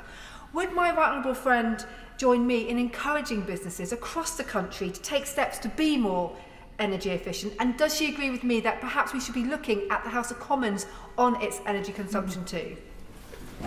Well, I thank the Honourable Lady for her excellent question, which I shall make sure that the Secretary of State hears, and to thank her. The campaign she describes, I think, would be extremely useful to many businesses. Quite often, small differences in behaviour can lead to massive savings in energy, but also business costs as well. Anna McMurran. Thank you. What I witnessed yesterday in the entrance to the voting lobby was an absolute disgrace. A clearly, visibly distressed Tory MP being forced against his will and bullied, manhandled into the voting chamber. So I know this government is disintegrating in front of our very eyes, but this is a challenge to democracy. Will the Leader of the House make an urgent statement against this sort of bullying and support the investigation that is now clearly needing to take place? Well, I would refer the Honourable Lady to what I said at the start of my remarks today. The Speaker made a statement which I completely support what he said. Of course, everyone in this chamber would condemn bullying, both, I hope, outside of this chamber, but also within it too. But what I would say to the Honourable Lady is the situation is not helped if people don't make specific allegations. Any member of this House who has seen bad conduct or who has been the victim of bad conduct must be able to come forward and report that and it be investigated. I'm not aware of any such substantiated allegations at all. And I'm afraid I would say to the Honourable Lady, if she wants to help the situation, think about what she could do to assist that situation. And I would ask her to check that against her behaviour today. Thank you, Mr. Deputy Speaker. Can I ask my right honourable friend if she will find time in this chamber for a debate about the modernisation of the land registry? Currently, if an identity thief steals your identity and uses it to transfer the title of your house, there is a very protracted, long-winded mechanism that ends up in a tribunal, which may well at the end of it not see your house returned to you. This has happened to one of my constituents. He has lost a home that he spent many months investing in time, in cash, and indeed in his own hard labour renovating it, only to let it to tenants who stole his identity and then used it to transfer the title. He is struggling to get that property back, and it strikes me that the land registry procedures, where it's simply impossible to transfer a title back, are outdated and very much in need of updating. Well, I have to say, I've heard about the case that the Right Honourable Lady has been working on behalf of her constituents. It's absolutely appalling. To be robbed of any property is bad enough, but one's home, which you have put your heart and soul into, you may have brought up a family there, it's really incredibly distressing. I know that my Right Honourable friend has been doing a huge amount to put a rocket up the land registry. I want to assist her in doing that, and I will write to the Secretary of State, but she also will know there are questions on Tuesday and she should raise that there. Christine Jardine. Thank you very much, Mr Deputy Speaker. I've raised concerns recently with the Home Office and the Ministry of Defence about a 13-year-old girl living in my constituency, separated from her family in Afghanistan, despite assurances that they were given at the time when they assisted the forces in Afghanistan. So I wonder if the leader could advise me on how I might go about raising this with the Minister directly, and whether we could have some time in the Chamber to debate the ARAP scheme and its progress. Well, I'm very sorry to hear about that case. The Honourable Lady will know how she can apply for a debate, and she may wish to work with other colleagues to do that. But if she passes the details of that case to my office, I will write on her behalf and ask for a meeting with the Minister. David Mundell. Thank you, Mr Deputy Speaker. My right honourable friend may have heard many of the tributes which were paid to the late Dame Angela Lansbury, who sadly passed away last week. Most of those tributes focused on her acting and singing prowess, and of course her legendary character Jessica Fletcher in Murder, She Wrote. But is my right honourable friend aware that Angela Lansbury was one of the first champions of the fight against AIDS, and particularly in the 1980s, when many celebrities shied away from the issue? She was in the vanguard of fundraising, and she famously said, "We will never give up on the fight until the fight is won." But does my right honourable friend accept that that fight will not be won unless the United Kingdom and others come forward to replenish the global fund to fight AIDS, because that is the only way in which we are going to achieve Dame Angela's objective?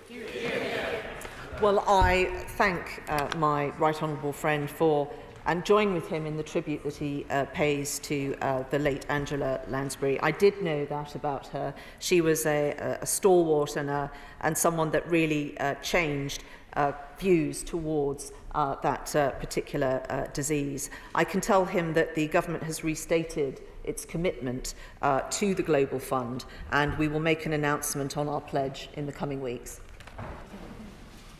Stephen Doughty. Thank you, Mr Deputy Speaker. The problem with the chaos in the government is that, of course, it delays getting answers to real-world problems that our constituents are facing. And one of those that my constituents in the Hayes Point apartments in Surrey have been struggling to get an answer on is when they will get payments from the Energy Bills Support Scheme, because they come under what's called the Alternative Fund, which is for those who don't have a direct relationship with an electricity supplier. I've been trying to get answers from the Business Department on this. They haven't had their money like others have up and down the country. Could she urgently chase an answer and a statement from the Secretary of State for Business Energy on this, so that they know when they're going to get their support with their energy bills? Thank you. Well, this support is enormous and it is most welcome, but people need to know how the schemes work, and I know the honourable gentleman appreciates they are complex schemes. I will certainly follow this up with the department and ensure that members are given information that is easily understandable for their constituents. Anna Firth. Thank you, Mr Deputy Speaker. Look, this weekend, Southend came together to commemorate my successor, Sir David Amess.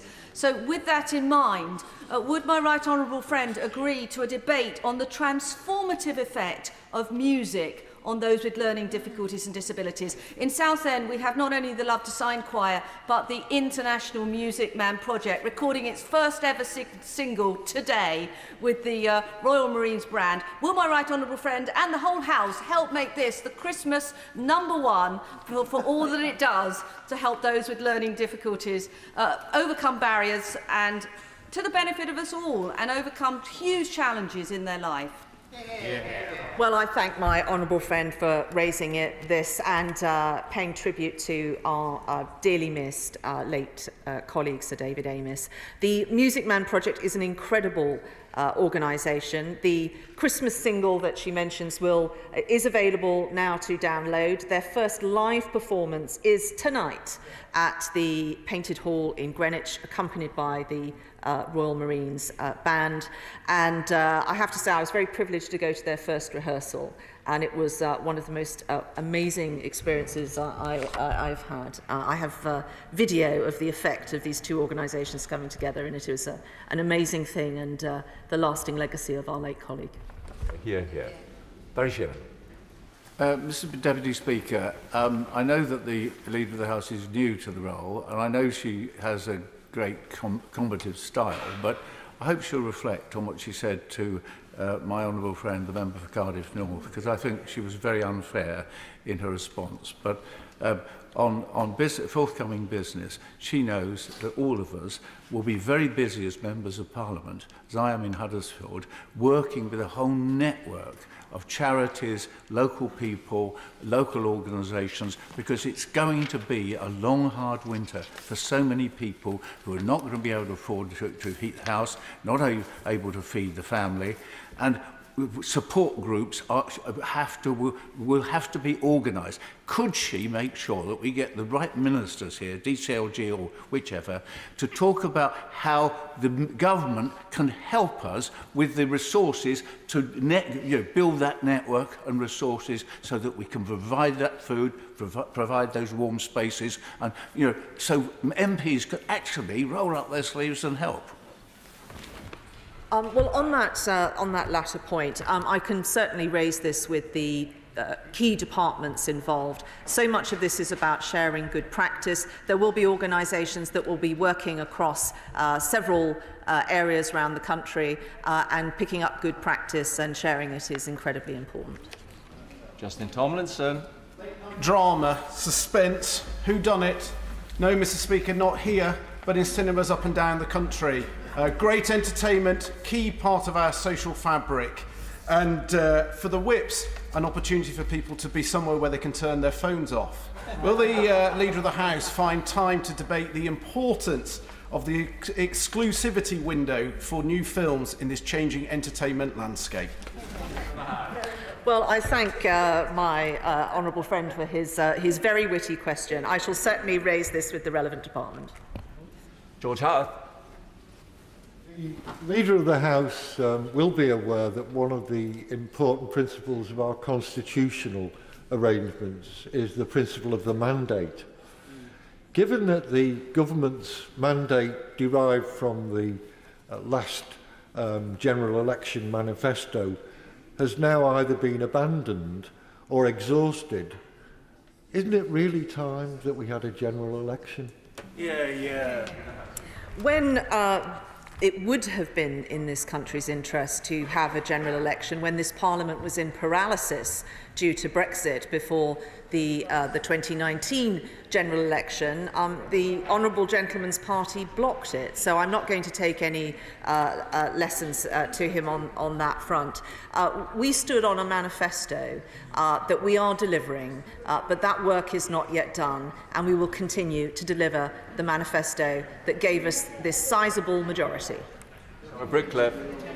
Speaker, grassroots clubs and sports are vital to communities like mine in Hyndburn and Hassenden, and I've got some fantastic clubs like Huncourt United and the Wildcats, but they do need support to make sure that they've got the vital green spaces that they need to train, but also the funding to exist. So could we allow a debate in government time on how we continue to support grassroots clubs and sports?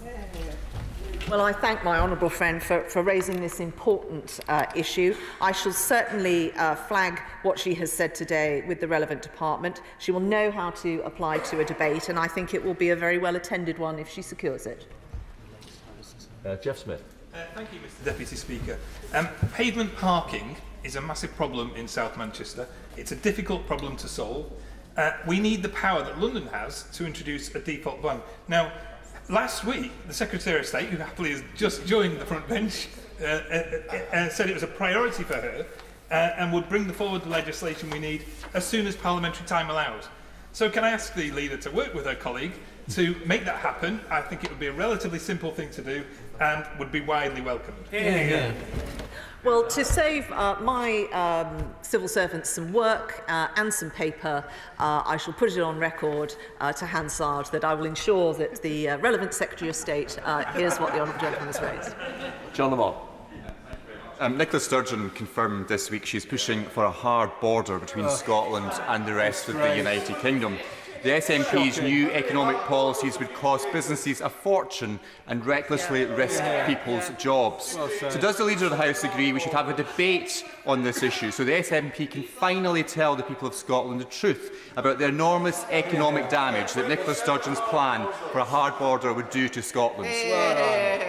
Well, I thank my honourable friend. Yes, I'm afraid this is the latest wheeze from the SNP to risk jobs and burn taxpayers' money. Let us not forget, this is the party that during the pandemic hired a testing firm at the cost of £10 million that promptly furloughed all of its staff. In fairness to them, they did try and guarantee some jobs. They paid a company the tune of £5 million per job and then failed to secure any of those jobs. Audit Scotland said of the Scottish Government it had no framework to deal with the private sector. And of course, the most spectacular is the fact that they have paid the cost of 24 ferries for just 2 vessels.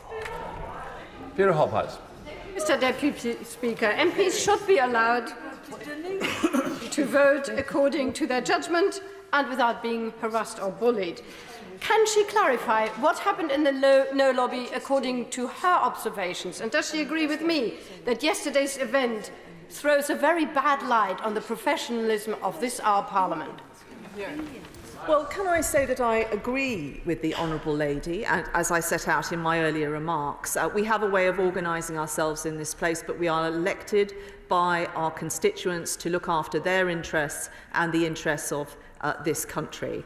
I have to say that I was in the lobby last night. I did not see any of that has been reported, but there are processes for reporting these things and for looking at them. And I'm sure if you will have heard Mr. Speaker's statement earlier today, I think he is right. That is the right approach.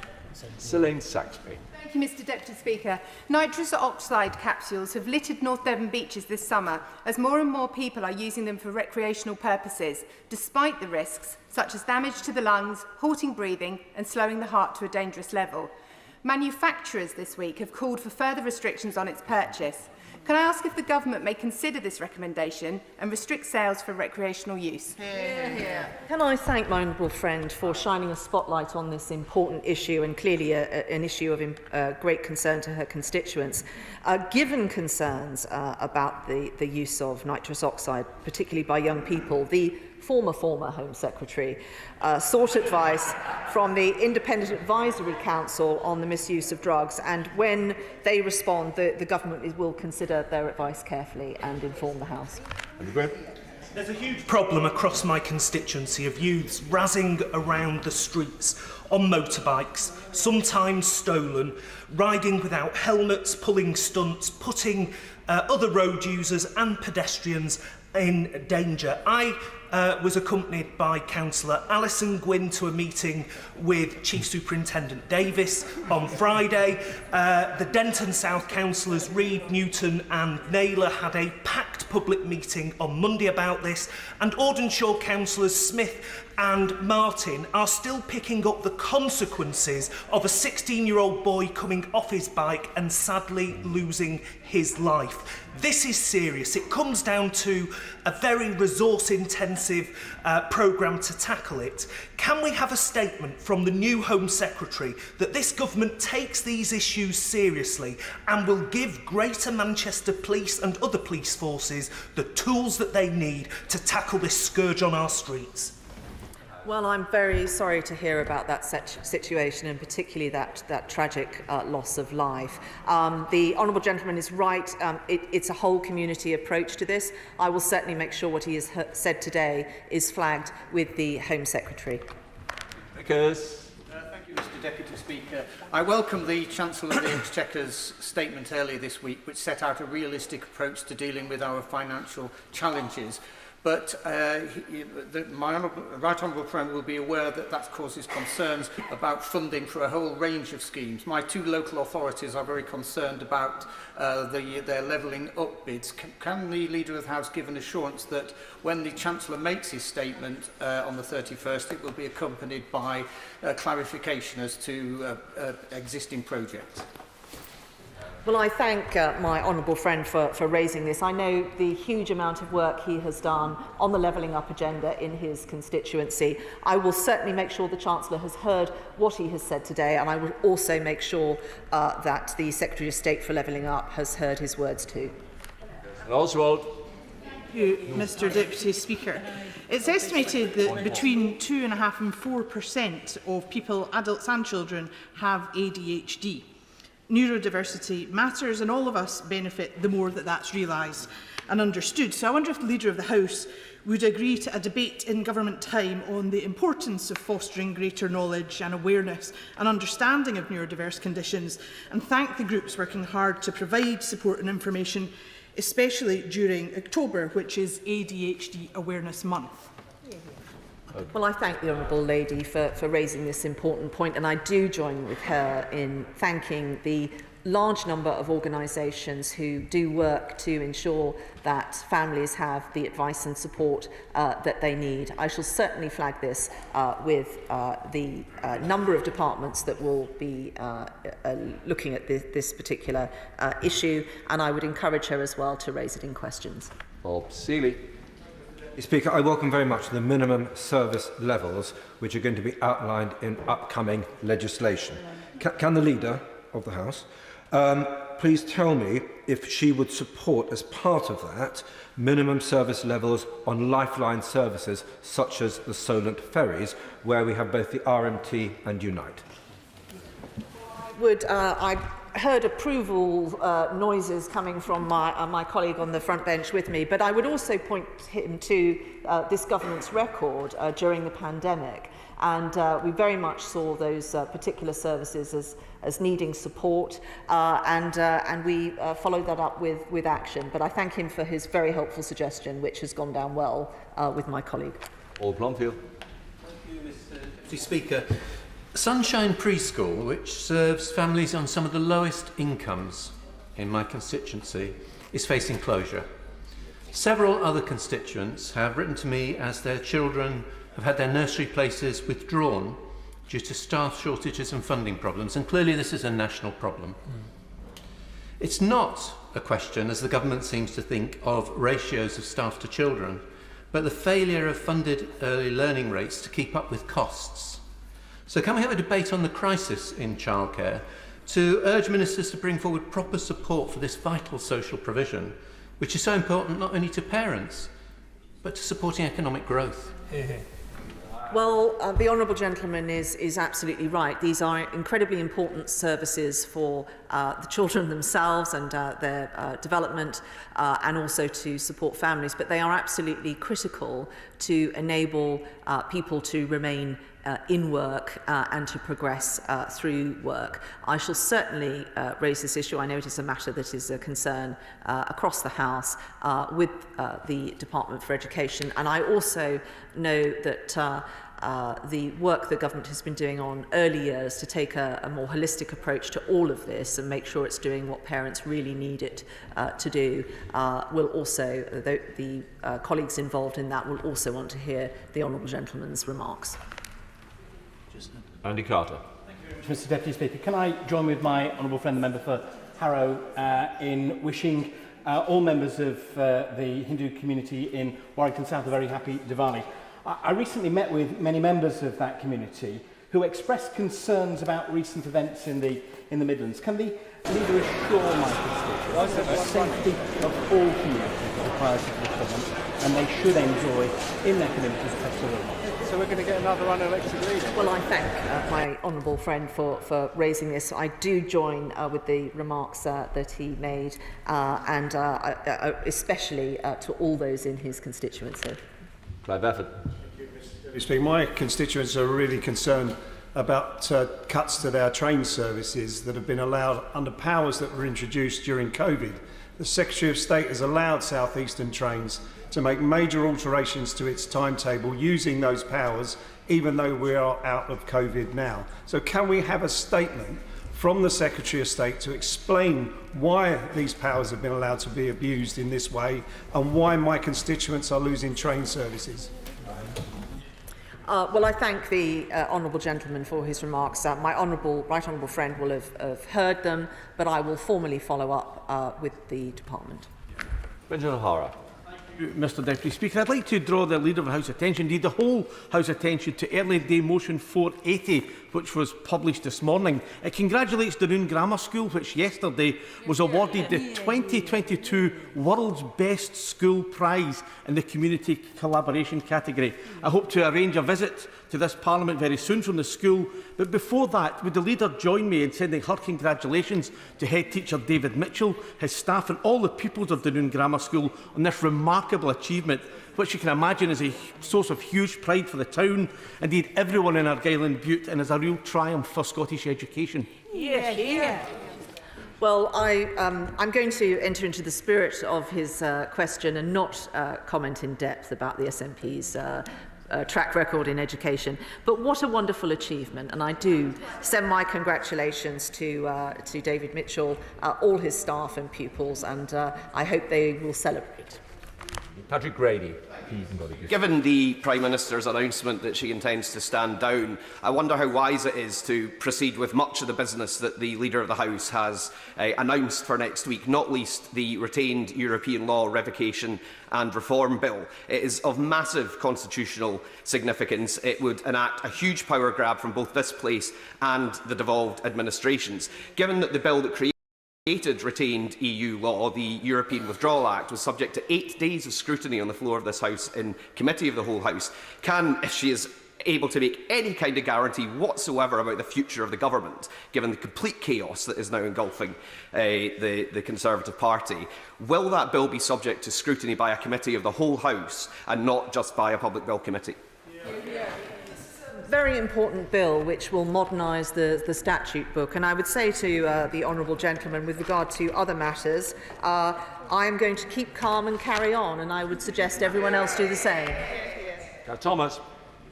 Mr Deputy Speaker, I take this opportunity to wish all of my constituents getting ready to celebrate next week a very happy Diwali.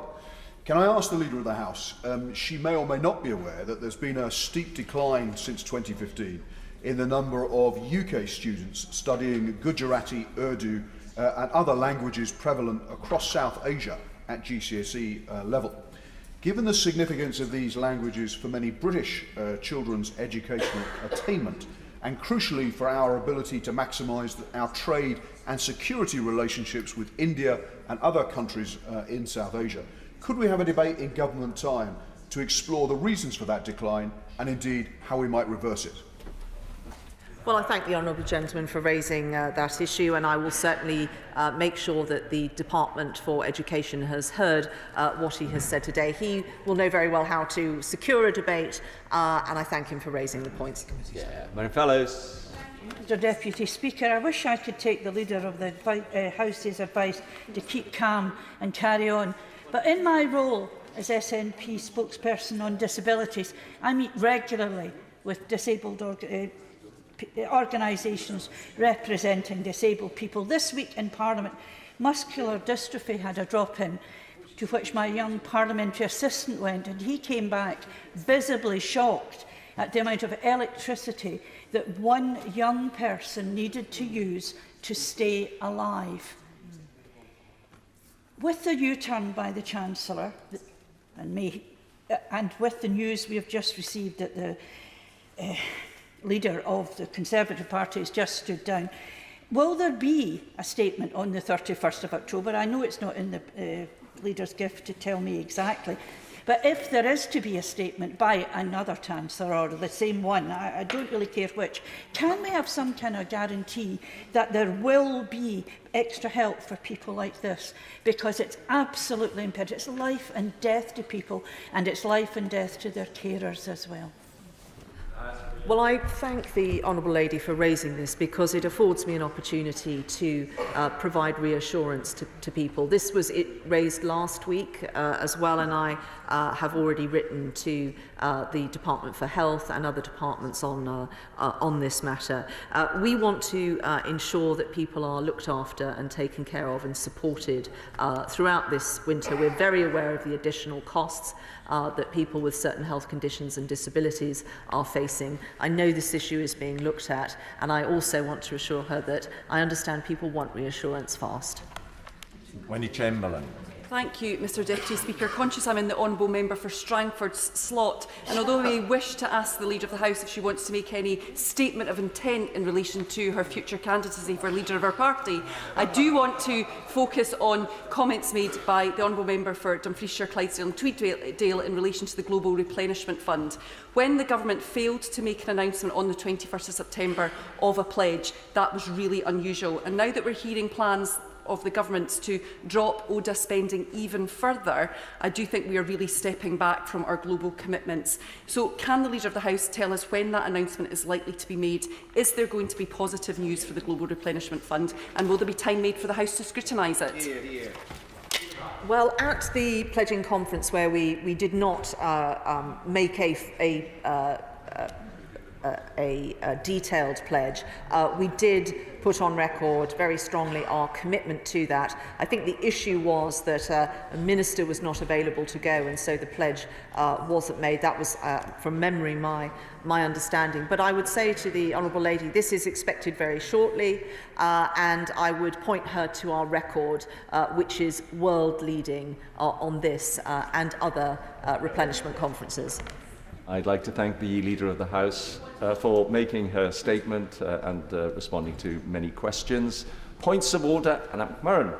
Thank you. The Leader of the House just called into question my behaviour when I raised the very serious allegations that I witnessed of bullying and manhandling in the voting lobby last night.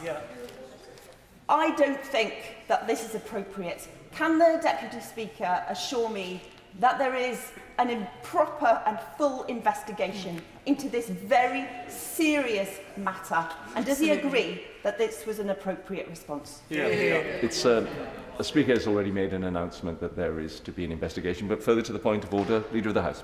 I thank the Honourable Lady for allowing me to confirm exactly my views on this matter. I think we do ourselves a disservice in this place if there is wrongdoing that we don't report it and follow it up in the proper way.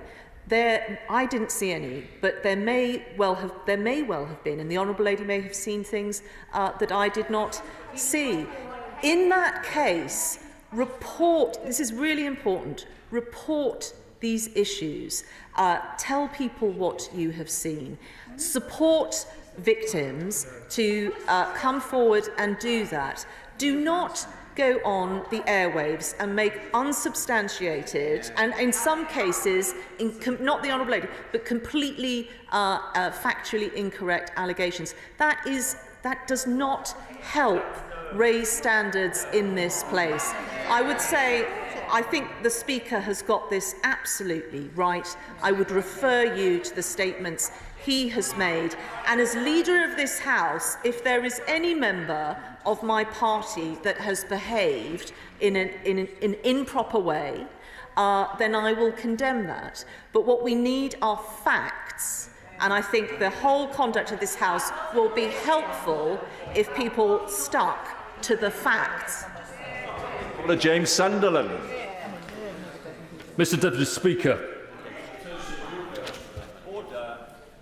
Mr Deputy Speaker, when members enter this privileged place, we are obliged to abide by the code of conduct that exists for all of us, and which I believe to be sacrosanct.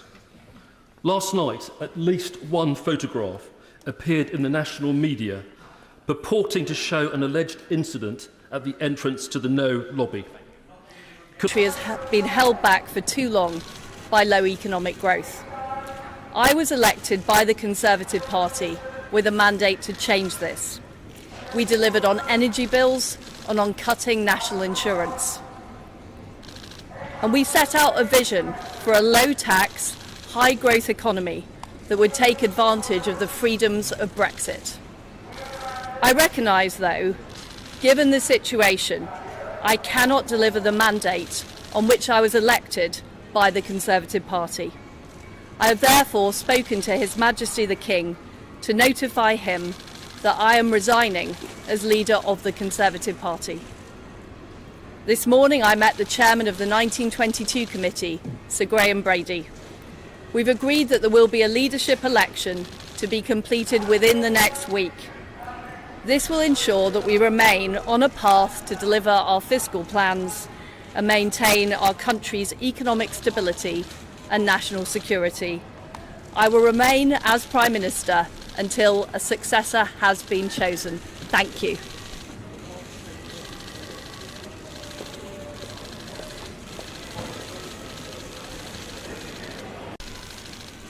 I came into office at a time of great economic and international instability.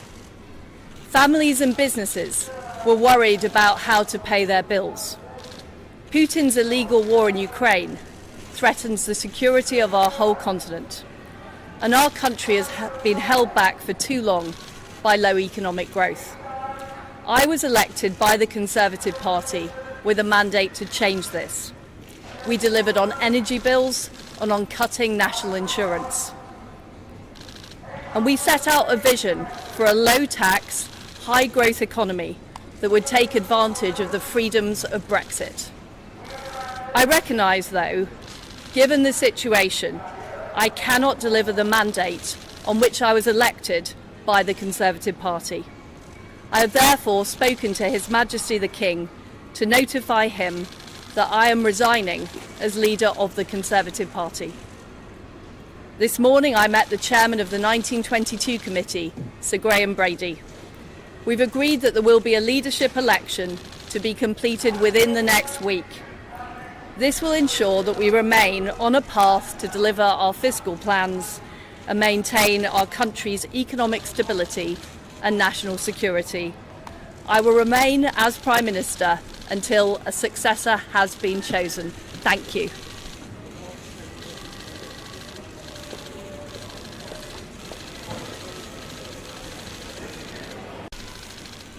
I came into office at a time of great economic and international instability. Families and businesses were worried about how to pay their bills. Putin's illegal war in Ukraine threatens the security of our whole continent, and our country has been held back for too long by low economic growth. I was elected by the Conservative Party with a mandate to change this. We delivered on energy bills and on cutting national insurance. And we set out a vision for a low-tax, high-growth economy that would take advantage of the freedoms of Brexit. I recognise, though, given the situation, I cannot deliver the mandate on which I was elected by the Conservative Party. I have therefore spoken to His Majesty the King to notify him that I am resigning as leader of the Conservative Party. This morning I met the chairman of the 1922 committee, Sir Graham Brady. We've agreed that there will be a leadership election to be completed within the next week. This will ensure that we remain on a path to deliver our fiscal plans and maintain our country's economic stability and national security. I will remain as Prime Minister until a successor